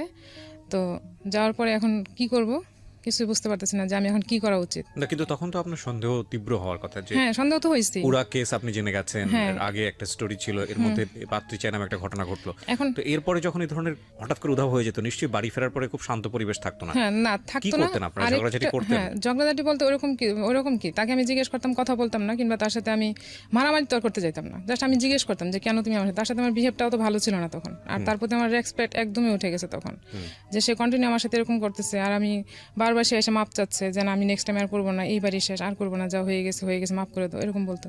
তো আমিও সরমনে মাপ করে দিতাম যে না আর বোধহয় এরকম করবে না। এরকম করতে করতে 12 বার হয়ে গেছে অলরেডি 8 বছরের মধ্যে। তাকে আমি খুঁজে পাইতাম না। তো এর মধ্যে বড় ভাই বিয়ে করে ফেলছে, আলাদা বাসা নিয়ে চলে গেছে, আমিও আলাদা বাসা নিচ্ছি আলাদা করে। তখন সে 2006-এ খুব ভালো একটা জব হয়েছে, গুলশানি অফিস ছিল, ওখানে জব করতেছে, অবস্থা ভালো, স্যালারি ছিল, সব কিছু ভালো ছিল। তখন এর মধ্যে আবার আরেকটা মেয়ের সাথে এইভাবেই পাত্রী চাই বলেই আরেকটা মেয়ের সাথে রিলেশন হয়ে গেছে অলরেডি। এটা আমার কান পর্যন্ত আসে নাই যে ওটার সাথে সে কন্টিনিউ করতেছে। তো একদিন শবে বরাতের পরের দিন সকালবেলা আমাকে বলতেছে আমি একটু বাইরে যাব, বাইরে দাওয়াত আছে আজকে এক জায়গায়। তো খুব ভোরে শবে বরাতে সবাই তো রেস্টে থাকে, অফিস সব কিছু বন্ধ, আর সবাই তো নামাজের পরের দিন ঘুমায়, তোমাকে এত সকালে কে দাওয়াত দিল? পরে বলতেছে তোমার সন্দেহ হইলে তুমি মেয়েকে বলতেছে আমার মেয়েকে ওকে সাথে দাও, আমি ওকে সাথে করে নিয়ে যাচ্ছি।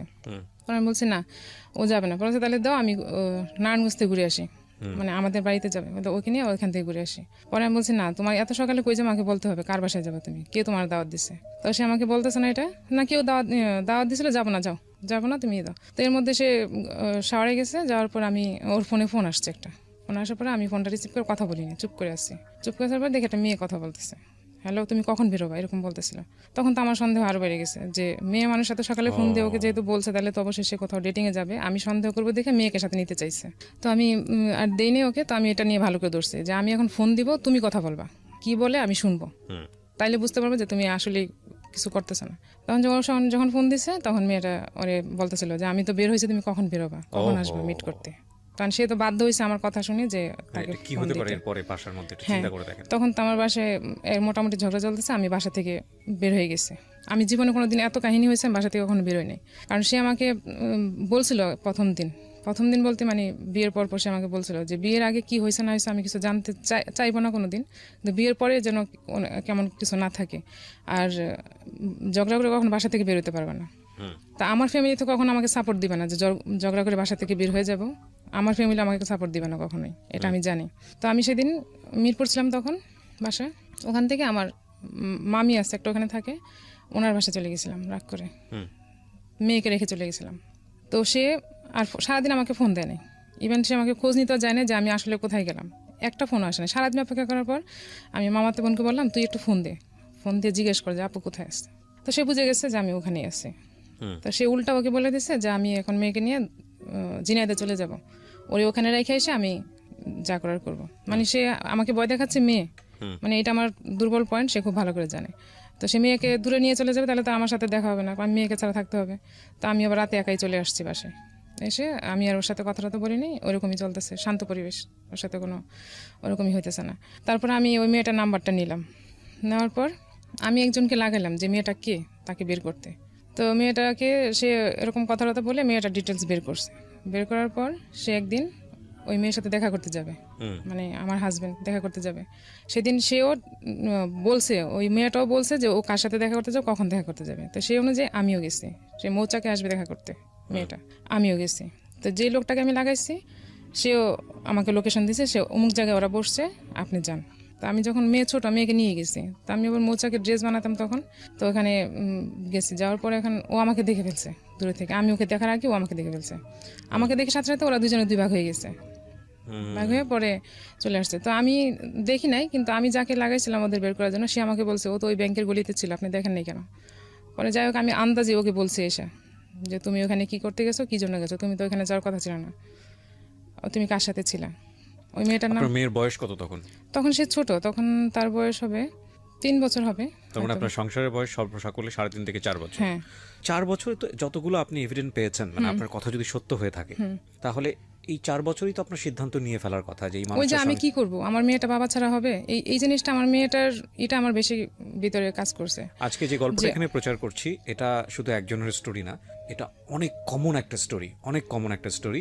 আমরা আমাদের সন্তানদের জন্য কত বড় স্যাক্রিফাইস করি সেটার একটা স্টোরি। বাট প্রশ্ন হচ্ছে যে এই স্যাক্রিফাইসের রেজাল্টটা কি দাঁড়ায়, এবং বিশেষ করে সন্তানদের কথা ভেবে আমি সবসময় আপনাদেরকে যে কথাটা বলি, রেডিওতে যারা শুনছেন, একই সাথে যারা ইউটিউবে দেখছেন, যে যখন সন্তান দুনিয়াতে চলে আসে তখন আসলে আর নিজের ব্যক্তিগত চিন্তাভাবনা করার সুযোগটা সেকেন্ডারি হয়ে যায়, নট সেটা ম্যান্ডেটরি। বিকজ আপনি একটা মানুষকে পৃথিবীতে নিয়ে এসছেন with the name of almighty আল্লাহ।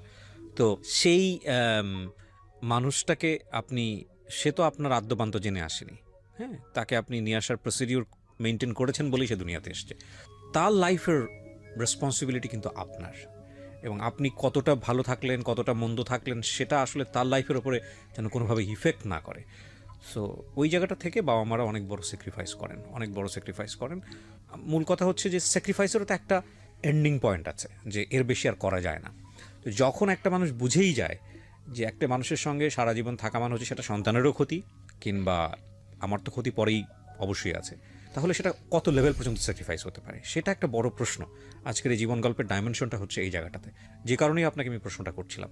বলুন তারপর কি হলো? তারপর আমার চিন্তা এটাই ছিল যে আমার মেয়ে, ও যখন বাড়ি থেকে আসতো, পায়ের শব্দ যখন পেত, সে দৌড়ে বুঝতে পারতো যে সে বাবা, খুব স্বাভাবিক, বাবা তো বাবাই। সে অনেক দূর থেকে এটা বুঝতে পারতো, যখন বুঝতে পারতো তখন সে দৌড়ে বাবা বলে চিল্লে বাইরে যেত। আর এই জিনিসটা আমার সবসময় ভিতরে কাজ করতো যে ও কাকে বাবা ডাকবে, এই জিনিসটা আমি মানতে পারতাম না। যখনই কোনো ডিসিশন নিতে চিন্তা করতাম, তখনই ভাবতাম যে আমার মেয়েটা তো বাবা ছাড়া হবে, সে তো বাবা ডাকতে পারবে না। এইটা ফ্যামিলির সন্তানরা আসলে জানে যে এটা আসলে কতটা পেইনফুল। বাবা মায়ের মধ্যে সম্পর্ক যেটাই থাকুক না কেন, এটা তো আসলে তাদের জানার কথা না, কিন্তু বড় হয়ে ওঠার জায়গাটাতে আসলে বাবা এবং মা দুজনের খুবই প্রয়োজন একটা সন্তানের, এবং সেটা যারা বড় হয়েছে তারা আসলে ফিল করে যে এটা আসলে বাবার কোনো সাইডের কারণে যদি বাবা দূরে থাকে, কিংবা মার কোনো সাইডের জন্য যদি মা দূরে থাকে, সেটা সেই জায়গা থেকে তাদের প্রবলেম। কিন্তু কাঠামোগত দিক থেকে তো একজন বাবাকে প্রয়োজন হয় নিজের জীবনে, মাকে প্রয়োজন হয়। ছোটোবেলাটা বলি, বড়োবেলাটা বলি, যেটাই বলি না কেন, সেই জায়গায় যে মিসিং, প্রতিনিয়ত যে মিসিং। কোনো সন্তানের হয়তো বাবার প্রতি ভয়ঙ্কর ক্ষোভ থাকতে পারে, কোনো সন্তানের হয়তো মায়ের প্রতি ভয়ঙ্কর রকমের ক্ষোভ থাকতে পারে, কিন্তু ওই জায়গাটা তো ব্ল্যাঙ্ক। ওই ব্ল্যাঙ্ক জায়গাটা যে কত কষ্টকর, এটা যে বড় হয়েছে সেই হয়তো বা জানে।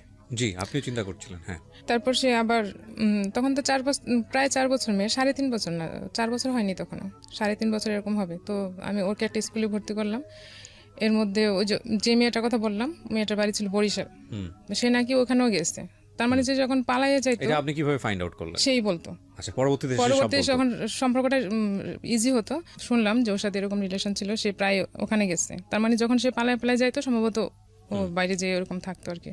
তো ওর সাথে হোটেলে ছিল একটা টাওয়াল ছিল, ওইটা সে ও নিয়ে আসছিল ওই মেয়ের, মানে হোটেল থেকে টাওয়াল নিয়ে? হোটেলের না, ওই মেয়ের ছিল ওইটা, সম্ভবত ভুলবশত নিয়ে আসছে না কিভাবে নিয়ে আসছে আমি জানি না। তো একদিন যখন এটা নিয়ে প্রসঙ্গে কথা হচ্ছিল, তখন সে বললো যে এটা ওই মেয়ের। তো তোমার কাছে আসলো কি করে? তখন বললো যে এরকম সে হোটেলে ছিল ওর সাথে। তারপরে তো এইভাবে আপনি মার্সি করতেন শুধুমাত্র এই বাচ্চাদের কথা শুনেই মার্সি করতেন, নাকি আমি কি করব এখন? মানে ফ্যামিলিতে ফিরে যাওয়ার কোনো সুযোগ ছিল না? ফ্যামিলিতে সুযোগ সুযোগ ছিল না তা না, হয়তো আমি বললে হয়তো যাইতে পারতাম, কিন্তু আমি কি বলবো মানুষকে, বলবো কি মানুষ কি বলবে, আমার বাচ্চাটা এরকম হবে, তার ভবিষ্যৎটা অন্ধকার হয়ে যাবে, তা কি করব আমি? It's এখন not কিছু easy করতে job, পারতেছি it's না, not easy job.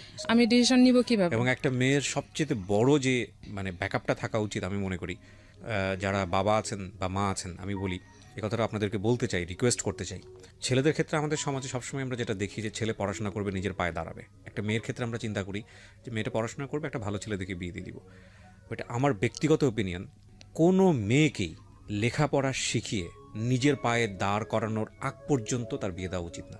এটা আমার ব্যক্তিগত ওপিনিয়ন, আমি বলছি না যেটা আপনাকে মানতে হবে। আমি যত গল্প শুনেছি জীবন গল্পে, আমার কাছে মনে হয়েছে এই একটা জায়গায় যদি একটা মেয়ের মানে সাপোর্ট থাকতো, যে সে অর্থনৈতিকভাবে স্বাধীন, অর্থনৈতিকভাবে সে নিজের পায়ে দাঁড়াতে পেরেছে, তাহলে অনেকখানি সাপোর্ট তার, যৌক্তিক সাপোর্ট যেটা আমি বলি, অনেকখানি যৌক্তিক ডিসিশন নেওয়ার সুযোগ তার হয়। আনফর্চুনেটলি আমাদের সমাজের অধিকাংশ মেয়েরা এই একটা জায়গার কারণে সিদ্ধান্ত নিতে পারে না। কারণ সে তার সন্তান মানুষ করবে কিভাবে? সে যে ফ্যামিলিতে ফিরে যাবে, কারোর ওপর তো বোঝা হবে না। আছে লেখাপড়া, বিয়ের সঙ্গে সঙ্গে লেখাপড়াও তো বন্ধ হয়ে গেছে। এবং এটা যে কত ভয়ঙ্করতম স্যাক্রিফাইস, কত ভয়ঙ্করতম যুদ্ধ প্রত্যেকটা মোমেন্টে সংসারের মধ্যে। যে মানুষটাকে আমি পছন্দ করি না, থাকতেই পারে, এমন হতে পারে ওনার হাজব্যান্ডের জায়গা থেকে ওনার প্রতি 100টা কমপ্লেন আছে, বাট প্রবলেম যে দুজনের জায়গা থেকেই ছিল, এটা তো সত্য। দেখেন, একটা মানুষকে আপনি পছন্দ করেন না, তারপরও ঘন্টার পর ঘন্টা, মাসের পর মাস ওই মানুষের সঙ্গে থাকতে হচ্ছে, আপনাকে থাকতে বাধ্য করা হচ্ছে because of this and this is not life. Definitely this is not life. তারপর কি হলো? তারপর যখন ওই মেয়ের সাথে সম্পর্কটা অনেক ডিপলি চলে গেছে, তখন এটা নিয়ে আমার ফ্যামিলিতে মানে ওর সাথে আমার অনেক ঝগড়া হচ্ছিল তখন, মানে খুবই খারাপ অবস্থা চলে আসছে তখন, যে আর তো সহ্য করা যাচ্ছে না, তুমি এরকম করতেছো, এটা আমি আর নিতে পারতেছি না। তখন সে আবার আমাকে ব্যস্ত রাখার জন্য, আর সে আবার আগের অবলম্বন, মানে আবার আমি কনসেপ্ট করলাম, আমার ছেলে আসলো পেটে, আমি বুঝতে পারিনি আসলে। মানে আপনি যখন একটা সিদ্ধান্ত নেবেন তখন আপনাকে ধরে রাখার হ্যাঁ, জন্য তখন সে আবার সে আমাকে পরে বলতো যে আসলে তোমাকে ব্যস্ত রাখতে চাইছি যাতে আমার দিকে নজর দিতে না পারো, এরকম বলতো। তো যাই হোক, ছেলে কনসেপ্ট করার সাথে সাথে আবার সে তারও একটা ভালো জব হলো তখন, একদম সেই মাসেই তার একটা ভালো জব হয়েছে, একটা ফরেন বাইংয়ে জব করতো তখন, অফিস থেকে গাড়িটাই সব কিছু দেওয়া হয়েছে, তার এক্সপিরিয়েন্সের উপর তার জবটা হয়ে গেছে। তো ওখানে ভালো চলতেছিল, খুবই ভালো ছিল তখন 2 বছর, কিন্তু ওই মেয়েটার সাথে কন্টিনিউ ছিল তার।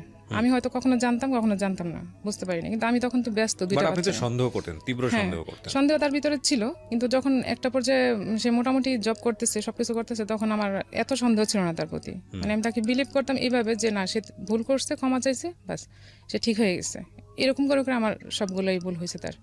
তো তখন আমার 2টা বাচ্চা, আমি 2টা বাচ্চা নিয়ে ব্যস্ত, তখন সে আবার অফিস থেকে ভালো সাপোর্ট ভালো হচ্ছিল, সব কিছু ভালো, তখন সে গাড়ি কিনলো একটা অফিসে, বাহ, গাড়ি কিনে গাড়ি ভাড়া দিল, যে ওর অফিসের গাড়ি দিয়ে আমরা চলাফেরা করি, আর ছুটির দিনে আমাদের গাড়ি আমাদের থাকে, আর এমনিতে ভাড়া দিয়ে রাখছি। অর্থনৈতিক অবস্থা তো ভালোই ছিল, আমার আর কোনো টেনশন হচ্ছিল না। মেয়ে স্কুলে ভর্তি হলো তখন, ছোট প্লেতে ভর্তি হয়েছে কেবল, আর ছেলেটা অত মাপটা হাঁটেও না তখন, ছোট। এর মধ্যে একদিন হঠাৎ করে সে কী প্রিপারেশন নিচ্ছে আমি জানি না, বাসা চেঞ্জ করতে বললো। বাসা চেঞ্জ করে পাশেই একটা বাসা নিলাম, তখন আমি রামপুরাতে ছিলাম, পাশে একটা বাসা নিলাম। তো বাসা নেওয়ার পর তার ভাই ছিল ঢাকায় তখন, বড় ভাই, মানে আমার ভাসুর ঢাকায় ছিল। উনি দেখলাম হঠাৎ করে আমাকে মানে মাসের বাজার একসাথে করতেছে, সব বাজার টাজার করে নিয়ে আসছে। তো আমি বলতেছি এত বাজার একসাথে কেন? তো আমার হাজবেন্ড বলতেছে আমি কয়দিনের জন্য অফিসে বাইরে যাব, বাজার টাজার করতে পারবো না, তাই তোমার সব বাজার একসাথে করে দিয়ে যাচ্ছে। ওকে, ঠিক আছে। তো সে কি করলো, তার যে বস অফিসের, তো সে ব্যাংকে তাকে চেক দিল ব্যাংক থেকে টাকা ওঠানোর জন্য। সম্ভবত এটা 14 লাখ টাকা হবে, মেবি না 9 লাখ টাকা, আমি ঠিক জানি না, অ্যাকচুয়াল টাকা কত জানি না, কিন্তু অফিস থেকে বলা হয়েছে 14 লাখ, আর ও বলছে 9 লাখ টাকা। ওকে চেক দিছে, সে গাড়িতে করে গেছে ব্যাংকে, যাওয়ার পর সে টাকা উঠায়, সে ওই ব্যাংকের ওই দরজাতে না বেরোয়, অন্য গেট দিয়ে বেরোয়, সে অন্য জায়গায় চলে গেছে। এটা আমি আর বুঝতে পারিনি যে সে এই ধরনের কাজ করতে সে যাচ্ছে, আর তার ভাই তাকে হেল্প করতেছে, বড় ভাই।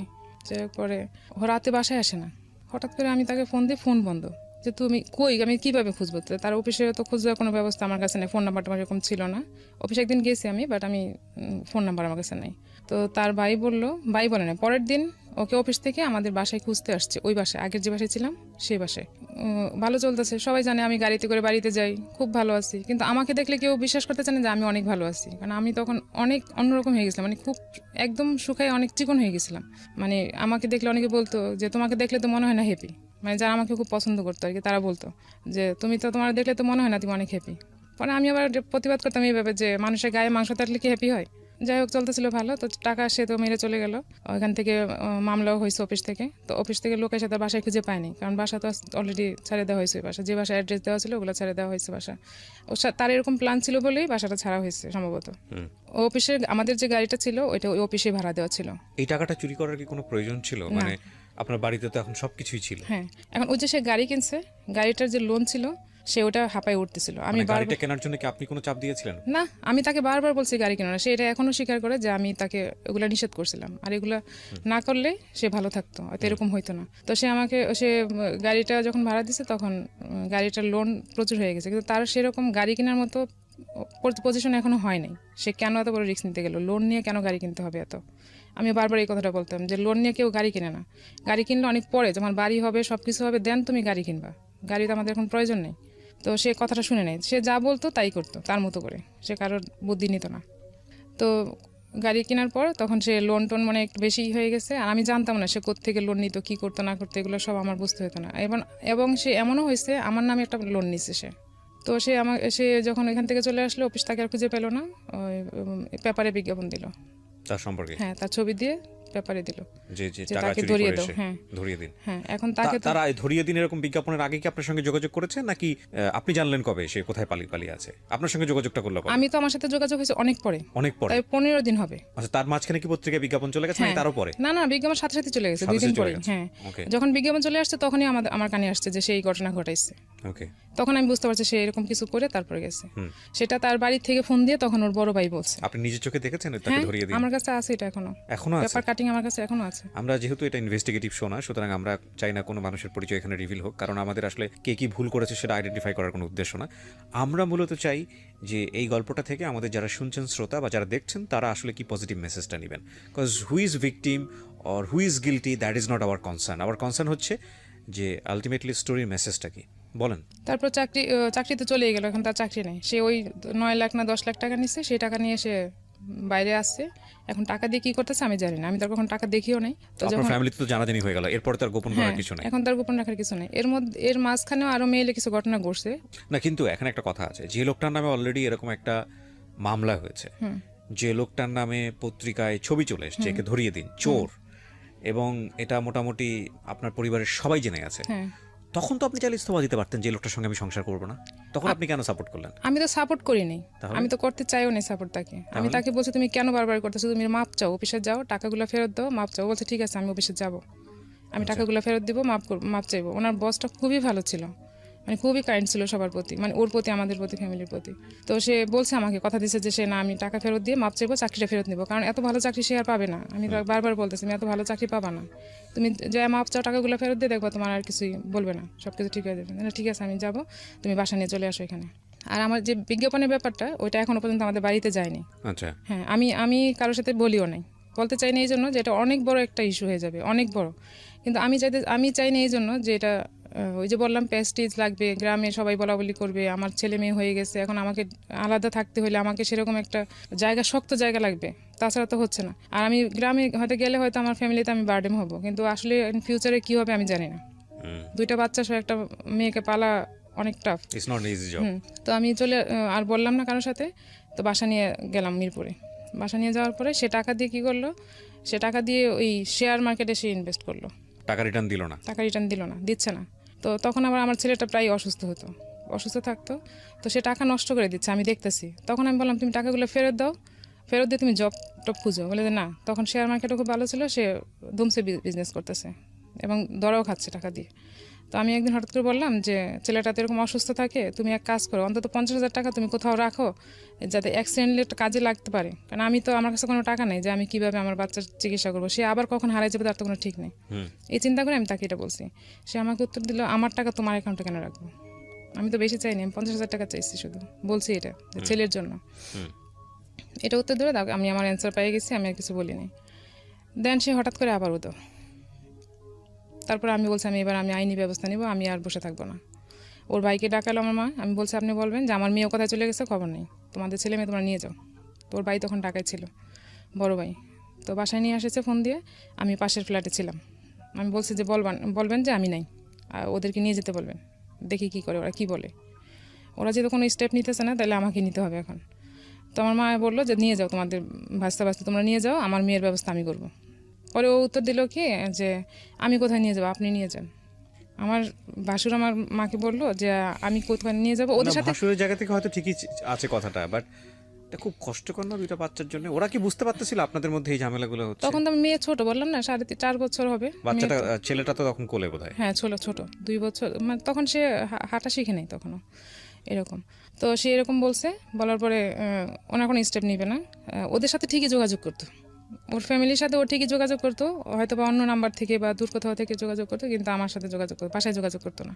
তো আমি এরকম বলার পরে সে আসবে না, সে কোথায় আছে তার তো কোনো খুঁজে পাচ্ছি না। সে একবার পরে ফোন দিছে, ফোন দেওয়ার পরে বললো যে আমি খুলনায় আছি, অমুক হোটেলে আছি। তো আমার পাশের ফ্ল্যাটে যে ভাইয়া ছিল, ওনার ফ্যামিলি ছিল, উনি আমাকে বললো যে আপনি আমাকে ফোন নাম্বারটা দেন আর হোটেলের অ্যাড্রেসটা বলে, যেটা বলছে আমাকে বলেন, আমি খুঁজে দেখি ওখানে আসছি কিনা। তো উনি দেখলো যে ওখানে নাই, সে মিথ্যা কথা বলছে। তো আমি ওখানেই আসি। এর মধ্যে আমি প্ল্যান করেছি আমি বাসা ছেড়ে দেবো, আমি ওর কাছে আর থাকবো না, না থেকে আমি আলাদা বাসা নিয়ে আলাদা থাকবো। তো এর মধ্যে সে বাসায় যোগাযোগ করছে, করার পর বাসায় আসছে। আসার পরে আমি তাকে, বাসায় আসার পরে তো ঝগড়া হবে, এটাই তো স্বাভাবিক, যে তুমি কই গেছো, কেন এরকম করলো, আবার কেন এরকম করতেছো। তো বলতেছে আমি আসলে জানি না আমি কী জন্য যাই, কোথায় ছিলাম, একবার বলে কুমিল্লা ছিলাম, একবার বলে খুলনায় ছিলাম, এরকম বলতো। তো আসার পর যখন এরকম করতেছে, তখন আমি বলছি তুমি, ও আমাকে মাপ চাইতেছে আমার কাছে, আবার কান্নাকাটি করতেছে, মাপ চাইতেছে, তুমি আমাকে লাস্ট বার একটা সুযোগ দাও, আমি আর এরকম করবো না। তো আমি বলছি তুমি এক কাজ করো, তুমি তওবা করো, তুমি তো ঠিক হবে না, তুমি যদি টোটালি 3 মাস যদি কন্টিনিউ ভালো থাকো, তাইলে আমি ভাববো যে তুমি সত্যি সত্যি ভালো হয়েছো, নাইলে আমি আর বিলিভ করতে পারবো না যে তুমি ভালো হয়েছো। পরে আমি পাশে একটা মসজিদ ছিল, মসজিদে হুজুরের সাথে কথা বলে আমি বলছি যে ওনাকে তোবা করাইতে হবে, উনি আর কখনো এরকম করবে না, এরকম বলছে। ও রাজি হয়েছে, ঠিক আছে আমি তবা করবো আর করবো। তো হুজুর বললো যে এখানে তো আসলে মসজিদে এসে তো করা যাবে না, আপনার আমি বাসায় আসবো আপনার। তো সেদিন রাত্রে রান্নাবান্না করছি, হুজুর আসবে বাসায়, রান্না করলাম, খাইছে, খাওয়া দাওয়ার পরে হুজুর খাওয়া দাওয়া করছে? হ্যাঁ বাসায় আমরাই বলছি। হুজুরের সামনে তওবা করার কি আছে? আমি তো জানি এরকম কোনো বিধিবিধান নাই।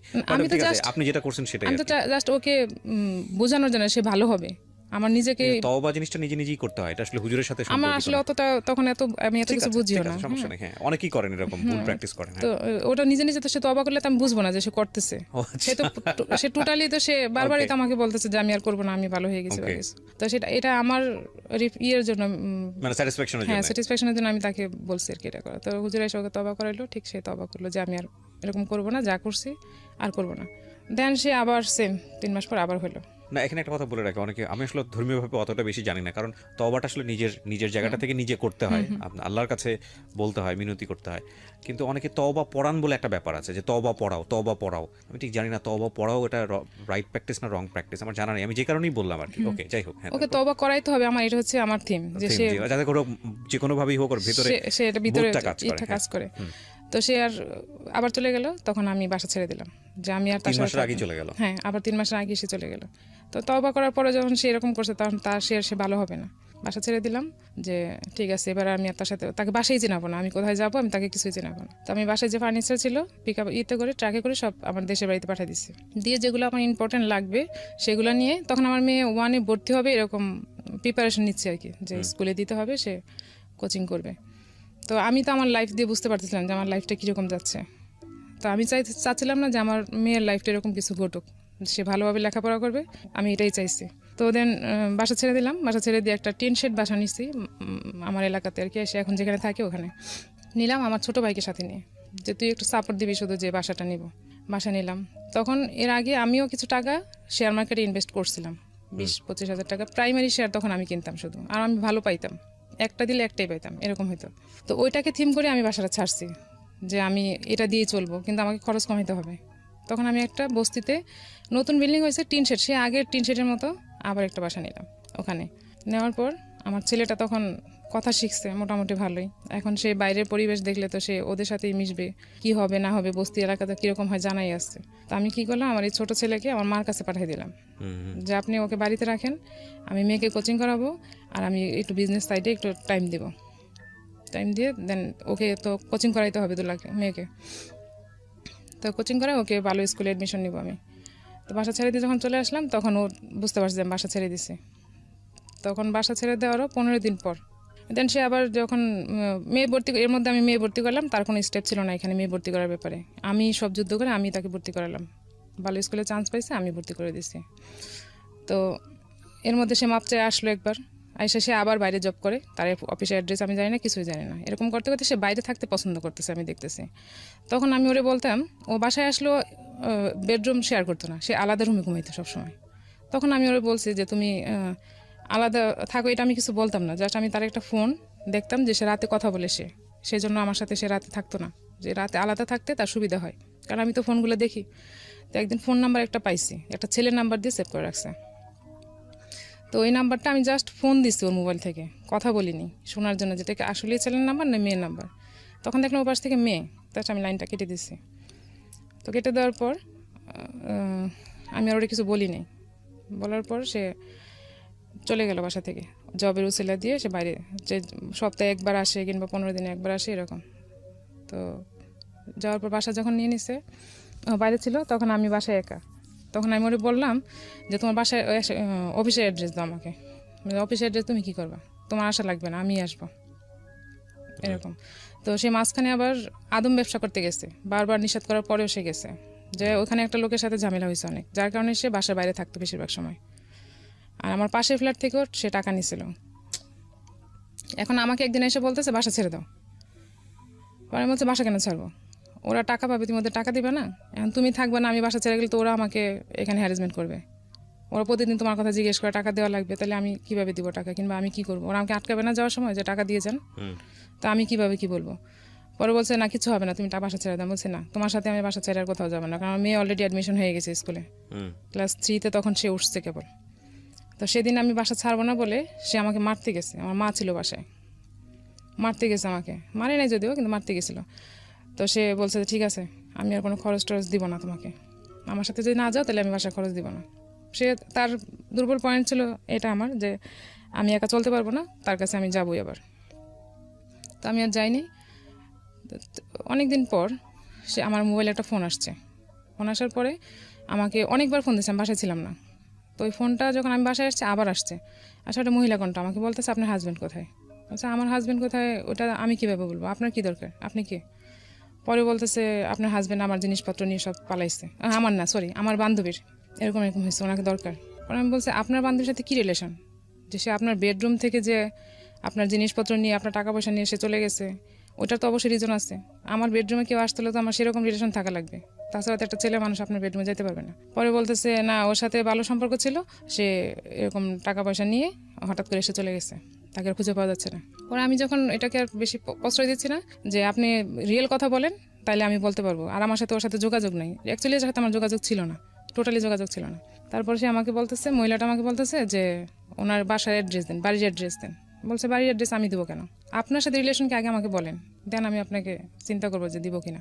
পরে সে বলে না এক পর্যায়ে বাধ্য হয়েছে বলতে যে আমার সাথে এরকম, আমার বান্ধবীর সাথে ওনার বিয়ে হয়েছে। হোয়াট? হ্যাঁ বলতেছে আমার বান্ধবীর সাথে ওনার বিয়ে হয়েছে, বিয়ে হওয়ার পরে উনি এরকম জিনিসপত্র নিয়ে পালাই গেছে ওনার রুমের থেকে। ওকে, উনি জব করতো, বলতেছে আমার বান্ধবী জব করে অফিসে গেছে, ওর ঘরে জিনিসপত্র যা ছিল, অলংকার ছিল, টাকা পয়সা ছিল, সেগুলো নিয়ে চলে গেছে। তো আমি বলছি এটা তো আমার দেখার বিষয় না, বিয়ে তো আপনারা করছেন, এখন অ্যাড্রেসও আপনারা খুঁজে বের করেন, আমি এই ব্যাপারে কিছু বলবো না। তখন আমি এটা স্বীকার, আমি বিয়ে করছেন যে এটা কি প্রুফ আছে, আমাকে প্রুফ দেখাইতে হবে। আর প্রুফটা আমি এই জন্য চাইছি আমি সবাইকে যাতে দেখাইতে পারি যে সে আসলে কি পর্যায়ে যাইতে পারে। তখন সে অস্বীকার করবে তা না হলে, তো সে কাবিননামাটা নিয়ে আমার সাথে দেখা করতে আসছে। সত্যি সত্যি বিয়ে হ্যাঁ করেছে? সত্যি সত্যি বিয়ে করছে, সে আমাকে কাবিননামাটা নিয়ে ওই মহিলা আমার সাথে দেখা করতে আসছে। না কিন্তু এখানে কথা আছে, যেহেতু আপনার ঠিকানা তারা পেয়েছে, তার মানে তার আমার ঠিকানা পায়নি, আমার ফোন নাম্বার ঠিক আছে, কিন্তু ওরা কি জানতো যে ওনার আগে একটা বউ আছে, জেনে শুনেই বিয়ে হ্যাঁ করেছে? জানতো, কিন্তু সে নাকি বলছে, মহিলা আমাকে বললো, সে নাকি জানছে, বলছে যে আমার বউর সাথে ডিভোর্স হয়ে গেছে আর বাচ্চারা ওখানে থাকে, আমি সব খরচ টরচ দিই। হ্যাঁ আর আমাকে ও বলছে যে তাহলে ফ্যামিলি অ্যাড্রেস দাও, মহিলা বলছে, আর ও বলছে যে না বাসা থেকে আমার ত্যায্য করা হয়েছে, বাড়ি থেকে আমাকে ত্যায্য করা হয়েছে, এখন ওরা কোনো টাকা পয়সা, ওদের সাথে আমার কোনো রিলেশন নেই। তো মহিলাটাও একটু বয়স হয়ে গেছিল মোটামুটি, যার জন্য মহিলা ওকে হয়তো কোনো রিজন ছাড়াই বিয়ে করছে। আপনারা যারা শুনছেন তারা একটা জিনিস খেয়াল করবেন যে এগুলো বাড়তেই থাকবে, একের পর এক বাড়তে বাড়তে বাড়তে বাড়তে বাড়তে বাড়তে that goes actually infinity level. মানে আমি বলছি এই কারণেই যে আসলে where you should stop yourself, cause আপনি একটা মানুষের সাথে যদি মনে করেন যে না এর যে টেন্ডেন্সি, তাহলে একে দিয়ে আসলে ভবিষ্যতে করা সম্ভব না, ভবিষ্যতে আসলে টেনে নিয়ে যাওয়া সম্ভব না, তাহলে শুভস্য শীঘ্রম বলে একটা ব্যাপার আছে। যত দেরি করবেন তত বেশি লস। কিন্তু এই যে বললাম যে স্যাক্রিফাইসের লেভেলটাও যদি আপনি অনেক সময় এক্সিড করে ফেলেন, যে স্যাক্রিফাইস তো একটা লিমিট আছে, সেই লিমিটটা যদি আপনি এক্সিড করে ফেলেন তাহলে পুরো লাইফ লং কি আপনি স্যাক্রিফাইস করবেন? পুরো লাইফ লং আপনি কি এটা মেনে নেবেন? একটা কথা আছে, অন্যায় যে করে এবং অন্যায় যে সহ্য করে দুজনেই সমান অপরাধী। তো সেই জায়গাটা থেকে একবার ভুল ভুল, দুইবার ভুল ভুল, এটা গুণীজনেরা বলেন, তিনবার ভুল কিন্তু ভুল না, তিনবারের ভুল হচ্ছে অপরাধ। উনি যে ইয়েটা বলেছে এখানে 12 বারের মতো বাসা থেকে পালিয়ে যাচ্ছে, আবার টাকা পয়সা চুরি, ব্যাংক, মানে আমি জানি না যে প্রতিষ্ঠানে কাজ করতো সেখান থেকে সে টাকা চুরি করেছে, সেটা পেপারে বিজ্ঞপ্তি আসছে, তারপরেও ওই লোকটার সঙ্গে থাকতে হবে, মানে দ্যাট ইজ কোয়াইট অ্যাবসার্ড। এবং ওই জায়গাটা থেকে কিন্তু আমার যেটা মনে হয় যে ভাঙনটা নিশ্চিত, কিন্তু ভাঙন যদি ভাঙতেই হয় তাহলে এত লেট কেন? প্রমাণ তো অনেক পাওয়াই গিয়েছে, তাহলে আগে কেন সিদ্ধান্ত না? এত লেট কেন হচ্ছে? হ্যাঁ, এখানে একটা বড় কজ হয়ে দেখা দিয়েছে সন্তানদের ভবিষ্যৎ কী হবে, তারা বাবা মা বলে একসাথে পাচ্ছে না, তাদের একটা ফিউচারের ব্যাপার আছে। কিন্তু এটাই যদি কজ হয় তাহলে আপনি কতক্ষণ পর্যন্ত স্যাক্রিফাইস করতে পারবেন, কতক্ষণ পর্যন্ত পারবেন? আসলে পারা যায় না। আজকের এই গল্পটা আমাদেরকে সেই জায়গাটাই নিয়ে দাঁড় করাবে। দেন ওই মহিলাটা যখন আমার সাথে যোগাযোগ করলো, আমি তাকে এরকম তো বললাম, কাগজপত্রগুলো সব নিলাম। তো সে আবার আমি তাকে বললাম যে আপনার যে জিনিসপত্র নিয়ে গেছে তার জন্য আপনাকে একটা আইনি ব্যবস্থা নিতে হবে, তা নাহলে আমি কীভাবে বুঝবো সে আপনার জিনিসপত্র নিয়ে গেছে। সেও আইনি একটা ব্যবস্থা নিল, একটা জিডি করলো থানায়, ওই জিডির কপি আমি নিচ্ছি ওর কাছ থেকে। তখন আপনার সঙ্গে কোনো যোগাযোগ নাই? না, আমার সাথে কোনো যোগাযোগ নেই। তারপর সে আমাকে কয়েকদিন পর আমাকে ফোন দিল একদিন হঠাৎ করে, রোজার ঈদের আগে, রোজার মধ্যে ঘটনা এগুলো। রোজার ঈদের আগে দিয়ে আমাকে ফোন দিয়ে আমাকে বলতে, এর মধ্যে কিন্তু সে আমাদের কোনো খরচ টরচ দিচ্ছে না, বলে গেলো যে বাসায় দিবে না, আর দিচ্ছে না। তো আমাকে হঠাৎ করে বলতেছে যে বাচ্চাদের কিছু কিনে দিই, তুমি যদি কিছু মনে না করো। পরে আমি বলছি আমার বাচ্চাকে চুরির পয়সা খাবে? ওই চুরির পয়সা আমি আমার ছেলে মেয়ের পেটে ঢুকাবো না। আমি যদি সব করতে পারি আমি কাপড় চোপড় কিনে দিতে পারবো। তখন সে চুরি মানে ও আকাশ থেকে পড়ছে যে ওই মহিলা আমার সাথে যোগাযোগ করছে, ইভেন আমি সব কিছু জেনে গেছি। ওর ধারণা ছিল আমি কিছু জানবো না বা আমি জানতে পারি না। তো মহিলা তোর ঘর নিয়ে খুঁজতেছে, কারণ ওর তো ঠিকানা সব কিছু ভুল, নাম ঠিকানা ভুয়া, সব কিছু ভুয়া ছিল ওই কাবির নামায়। তো আর খুঁজে পাচ্ছে না। তো আমি ওর অ্যাড্রেস দিই নি ওকে, যে ওদের ব্যাপার ওরা বুঝুক, আমার এগুলোতে যাওয়ার কোনো দরকার নেই, আমি যাতে যাই নেই, বাস ওরা যা করে করুক। তো মহিলা বারবার আমাকে ফোন দিয়ে বলতো, কান্নাকাটি করতো, আমি এখন কি করবো, আমি জানি না আপনি কি করবেন, কারণ আপনি যখন জানছেন তার বিয়ে হয়েছে, তার ছেলে মেয়ে আছে, অবশ্যই আপনার খোঁজ নেওয়া উচিত ছিল। আপনি যেখানে ভুল করছেন এখানে আমি আপনাকে শুধরানোর মতো কোনো সুযোগ করতে পারবো না, আপনার আপনি বুঝবেন। তো সে আমাকে বলতেছে যে এরকম, আমার সাথেও তো আমার হাজব্যান্ড যোগাযোগ করে পারতেছে না, কারণ আমি তো আর ওকে বলে দিছি যে তোমার লেভেল ক্রস, আমি আর পারবো না। ইন দ্য মিনটাইম আপনি কি ফ্যামিলিতে জানাচ্ছিলেন যে এগুলো হচ্ছে? হ্যাঁ, এগুলো জানাচ্ছি। তখন মোটামুটি সবকিছু জানিয়েছেন? তখন জানাচ্ছি কি, তখন আমার বড় ভাই বাইরে থাকে, তখন আমি ভাইয়াকে কিছু বলিনি। তারপর ফ্যামিলি থেকে কি বলতেছিলেন? ফ্যামিলি থেকে তো কি করবে, এখন তো কিছু করার নাই, বলতেছেও না কিছু, এই জন্যই কারণ ওদের ফ্যামিলি কোনো স্টেপ নিচ্ছে না, ওকে খুঁজে পাওয়া যায় না। সবচেয়ে বড় কথা হয়েছে ওকে খুঁজেই পাওয়া যায় না, ও উদাও থাকে। আমরা একটা আইনি ব্যবস্থা নিব, তারই খুঁজে পাওয়া যায় না, তার কোনো অ্যাড্রেসই আমরা পাই না, হদিস পাই না, এখনো পর্যন্ত জানি না যে কোথায় থাকে। তো এরকম যাওয়ার পর আমি যখন বলছি তখন তো সে বুঝে গেছে যে আমি আর তার সাথে কন্টিনিউ করবো না। আমি বলছি যে তোমার লেভেল ছিল একটা বিয়ে করা। ইভেন সে লাস্ট যখন বাসা থেকে যায় তখন সে আমার সাথে দাঁড়া বলতেছিল যে আমিও এখনো কিছু করলে অনেক ভালো কিছু করতে পারি, সে এটা বুঝাইতে যাচ্ছে। তখন আমি বলছি যে হ্যাঁ, তুমি তো তোমাকে যাচাই করছো মার্কেটে, আমি তো আমাকে যাচাই করি নাই। তো ঠিক আছে, তুমি যদি ভালো কিছু পাও দেন করতে পারো, আমার থেকে কোনো তোমার বাধা নেই। এই একটা লেভেলই তো বাকি আছে, ওইটাও করতে পারো, কোনো সমস্যা নেই। তখন সে বাসা থেকে চলে গেল। আর আমি সবাইকে বললাম যে আমি যে আমাদের ভিতরে প্রবলেম চলতেছে এগুলো আমি বাইরের কাউরে বলি না, বাট আমার ফ্যামিলি জানে, বাট আদার জায়গায় আমি বলি নাই। বলছি যে ও বাইরে জব করে, ঢাকার বাইরে জব করে, বাইরে থাকে। ও দেখতাম যে আশেপাশে সবার সাথে যোগাযোগ করে, কথা বলে, সব কিছু বলে, কিন্তু আমি যে বলতেছি এখন আমি ফেক হয়ে যাচ্ছি। আমি তো বলতে চাই না আমার ভিতরের ব্যাপারটা যাতে বাইরে না জানে। তারপর সে আর আমার সাথে কন্টিনিউ করতে পারছে না বলে আমি তাকে জায়গা দিই না, বলছি না তোমার সাথে আর কন্টিনিউ করা যায় না। তো সে আর আসে নাই, আমি আমার মতো চলতেছি, চেষ্টা করতেছি কিছু করার জন্য। ওই যে শেয়ারে আমার কিছু ইনভেস্ট করা ছিল তখন অল্প, সেগুলো দিয়ে আমি আবার নতুন করে শুরু করলাম। আপনার নামে মামলাটা হয় কি কারণে? আমার নামে মামলা হয়, আমি যখন ওর সাথে ছিলাম তখন সে ব্যাংক থেকে একটা প্রাইভেট পার্সোনাল লোন নেই, খুব বেশি টাকা না, 1 লাখ টাকা একটা লোন নিচ্ছে। তখন সে টাকা দরকার, সে আমাকে দিয়ে লোনটা নেওয়া হয়েছে। আমি কিছুই করিনি। না, মেন আমাকে দিয়ে তুলেছে। সে কিভাবে কি করছে আমি কিছু জানি না, আমার বাসার বাইরেও যেতে হয়নি, টাকাটা দিতে পারেনি, কারণ একটা মামলা হয়ে গেছে। হ্যাঁ, টাকাটা দেওয়া হয়নি। তো সে আমাকে তখন বলতো যে এই টাকাটাই শুধু তোমার অ্যাড্রেস দিয়ে সবকিছু মানে কারেক্ট দিয়ে করছে। টাকাটা কি আপনি শোধ করতে পেরেছেন? না, আমি টাকা শোধ করিনি। তো এরপর আপনাকে কি জেল খাটতে হয় বা কোনো? না, মানে থেকে আমাদের বাড়িতে পুলিশ গেছিল খোঁজ নেওয়ার জন্য আমার ব্যাংক থেকে, কিন্তু আমি 2বার হাজিরা দিয়ে মামলাটাই করে রাখছিলাম। আচ্ছা।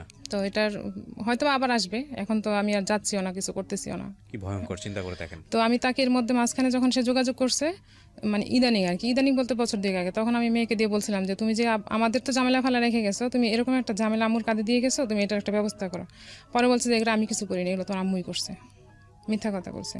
তা আমি তো বাসার বাইরেও যাই না টাকা আনার জন্য, সে বাসা থেকেই সব সিস্টেম করে তারপর ব্যাংক থেকে টাকা উঠেছে। তো এগুলো বলার পর তো এখন আমি আর ওর সাথে কন্টিনিউ করলাম না। তো সে প্রায়ই ফোন দিয়ে আমাকে বলতো যে বাচ্চাদের ব্যাপারে, যে বাচ্চারা তোমাকে বড় হলে দোষারোপ করবে, তুমি কেন একা আসো বা কি আসবে সেগুলো বলতো। আমি বলছি তোমার কাছ থেকে আমি কিছু শুনতে চাই না, আমার ছেলে মেয়ে আমার কি বলবে সেটা আমি বড় হলে বুঝবো। কি করলেন আপনি এরপরে? তারপরে সে জব যখন করতেছিল তখন সেখানে আমি একটা নোটিশ পাঠালাম, উকিল নোটিশ? উকিল নোটিশ পাঠালাম যে বাচ্চাদের খরচের জন্য, সেটাও দুই আড়াই বছর পরে। তখন সে উকিলের কাছেও আসতেছে না, ঠিক মতো আসবে না, তার বউ অ্যাক্সিডেন্ট করছে, তখন সে আসতে পারবে না। তখন একটা বিয়ে করেছে নাকি ওই ওই মহিলা? ওই মহিলাই তাকে সে আবার কন্টিনিউ করছে? হ্যাঁ কন্টিনিউ করছে, ভয় পেয়ে। ওই যে আমি তাকে জায়গা দিচ্ছি না, হয়তো আমি অ্যাড্রেস দিয়ে দিছি, আর আমি অ্যাড্রেস দিলে তো তাকে সে জেল খাটাবে, করবে, সে অনেক ঝামেলায় ফেলাবে। আচ্ছা। আর তার তো কোনো পিছুটান নেই, পিছুটান আমার ছিল, আমি কিছু বলি নাই। সেজন্য ওই মহিলার সঙ্গে সংসার হ্যাঁ, করছে? সে মহিলার সাথে সে কন্টিনিউ করতেছে।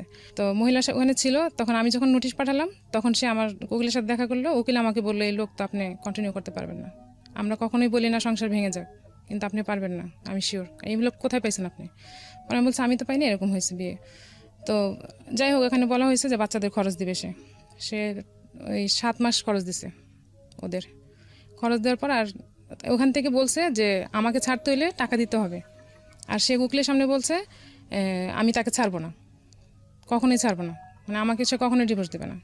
তো আমি উকিলকে বলছি যে আমি ডিভোর্স দেবো তাকে, আমার সব পাওনা যা আছে দিয়ে দিবে, আমি ওকে ডিভোর্স দেবো। তো ও বলতেছে যে হ্যাঁ ও দিতে পারবে, বাট আমি দিব না, যাতে আমার বাচ্চারা কোনোদিন বলতে না পারে যে আমি তাকে ডিভোর্স দিছি, সে দোষারোপ হবে না, এরকম বুঝেছে। তো আমি বলছি ঠিক আছে, টাকা বুঝে পেলে ডিভোর্স দেবো। তো ওই মহিলাকে বলছে যে আমাকে ছাড়তে হলে টাকা লাগবে। তো মহিলার কাছে টাকা নিচ্ছে, কিন্তু আমাকে সে টাকা দেয়নি। টাকা না দিয়ে সেখান থেকে সে আবার পালাইছে। ওরে ভাই, আপনার একটা ছবি বাঁধাই করে রাখা উচিত। আপনি একটা জিনিস, আই ডোন্ট নো, কোন একটা ছবি দেখেছিলাম, ছবিটার নাম catch me if you can, আর catch me if you can, আপনারা যদি দেখে থাকেন, সম্ভবত লিওনার্দো ক্যাপ্রিও অভিনয় করেছিল। আমি তো মনে করি যে আপনি হচ্ছেন বাংলার লিওনার্দো ক্যাপ্রিও। ওরে বাবা, জিনিস না এটা, তো মানুষ না, জিনিস একটা পুরা। বলেন। হ্যাঁ, তারপর ওখান থেকে যখন পালাই গেছে, ওকে নাকি মেল দিয়ে গেছে যে আমাকে আর খুঁজো না, আমাকে খুঁজে পাবা না। তো মহিলা আবার আমাকে ফোন দিছে। এতদিন তারা খুব হ্যাপি ছিল, বোঝা গেছে তারা অনেক হ্যাপি, তারা খুব ভালো আছে, কোনো সমস্যা নেই। তো মহিলা তো চাচ্ছে রাস্তা ক্লিয়ার হোক, টাকা দিয়ে হলেও রাস্তা ক্লিয়ার হোক। যখন ও আমাকে এরকম ডিস্টার্ব করতেছিল, তখন আমি নিজেই গেলাম ডিভোর্স দিতে, যে তার কাছে আমি কিছু আশা করি না, তো আমি তাকে কোনো দিব না, স্কোপ দিব না আমার সাথে কথা বলার। তো কোর্টে গিয়ে আমি নিজে ডিভোর্স দিচ্ছি ওকে ডাইরেক্ট। কত সালে এটা? এটা 16-তে 15-তে। 15-তে? হ্যাঁ। আমি খুব ছোট ছোট করে আপনাকে কিছু কোশ্চেন করি। বিয়ে হলো 2002-তে না? 2002-এ 15-তে ডিভোর্স দিলেন, অন অ্যান্ড অফ 13 বছর, সন্তানদের জন্যই এতদিন আটকে রেখেছিলেন। তো কি হলো, লাভটা কি হলো? কিছুই না, তবে এখন আমার বাচ্চারা আমার সাথে আছে, সেটা আমি ভালো জানি। আছে, এটাই আমার। আপনার বাচ্চারা সাথে আর আছে কিছুই না। এবং আপনি একটা বুটিক করেন এখন, আমি যতদূর জানি, নিজের পায়ে নিজে দাঁড়িয়েছেন, বাচ্চাদেরকে সাপোর্ট দিচ্ছেন, সংসার চালাচ্ছেন, এবং আপনি বলছেন আপনি আগের তুলনায় আলহামদুলিল্লাহ ভালো আছেন।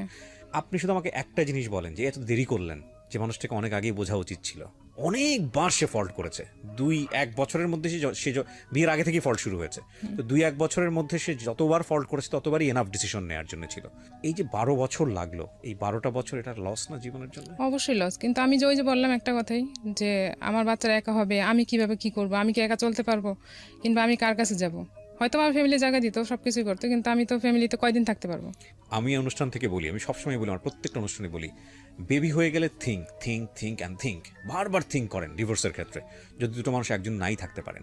কিন্তু যদি দ্বিপাক্ষিকভাবে এটা হয়, হাজব্যান্ড ওয়াইফের জায়গায়, ওয়াইফ হাজব্যান্ডের জায়গায়, যদি বুঝে যান যে না, এই মানুষটার সাথে সংসার করাটা কোনোভাবেই সম্ভব নয়, কারণ তার কোনো ভালো গুণ নেই আপনার চোখে, এবং এই জায়গাটা থেকে তাকে কিওর করা সম্ভব নয়, 1বার 2বার 3বার 4বার 5বার হচ্ছে, এবং এটা আপনার সন্তানের জন্য ভয়ঙ্কর রকমের রিস্ক হয়ে যেতে পারে, সেক্ষেত্রে কালোৎক্ষেপণ করার কোনো যুক্তি নাই।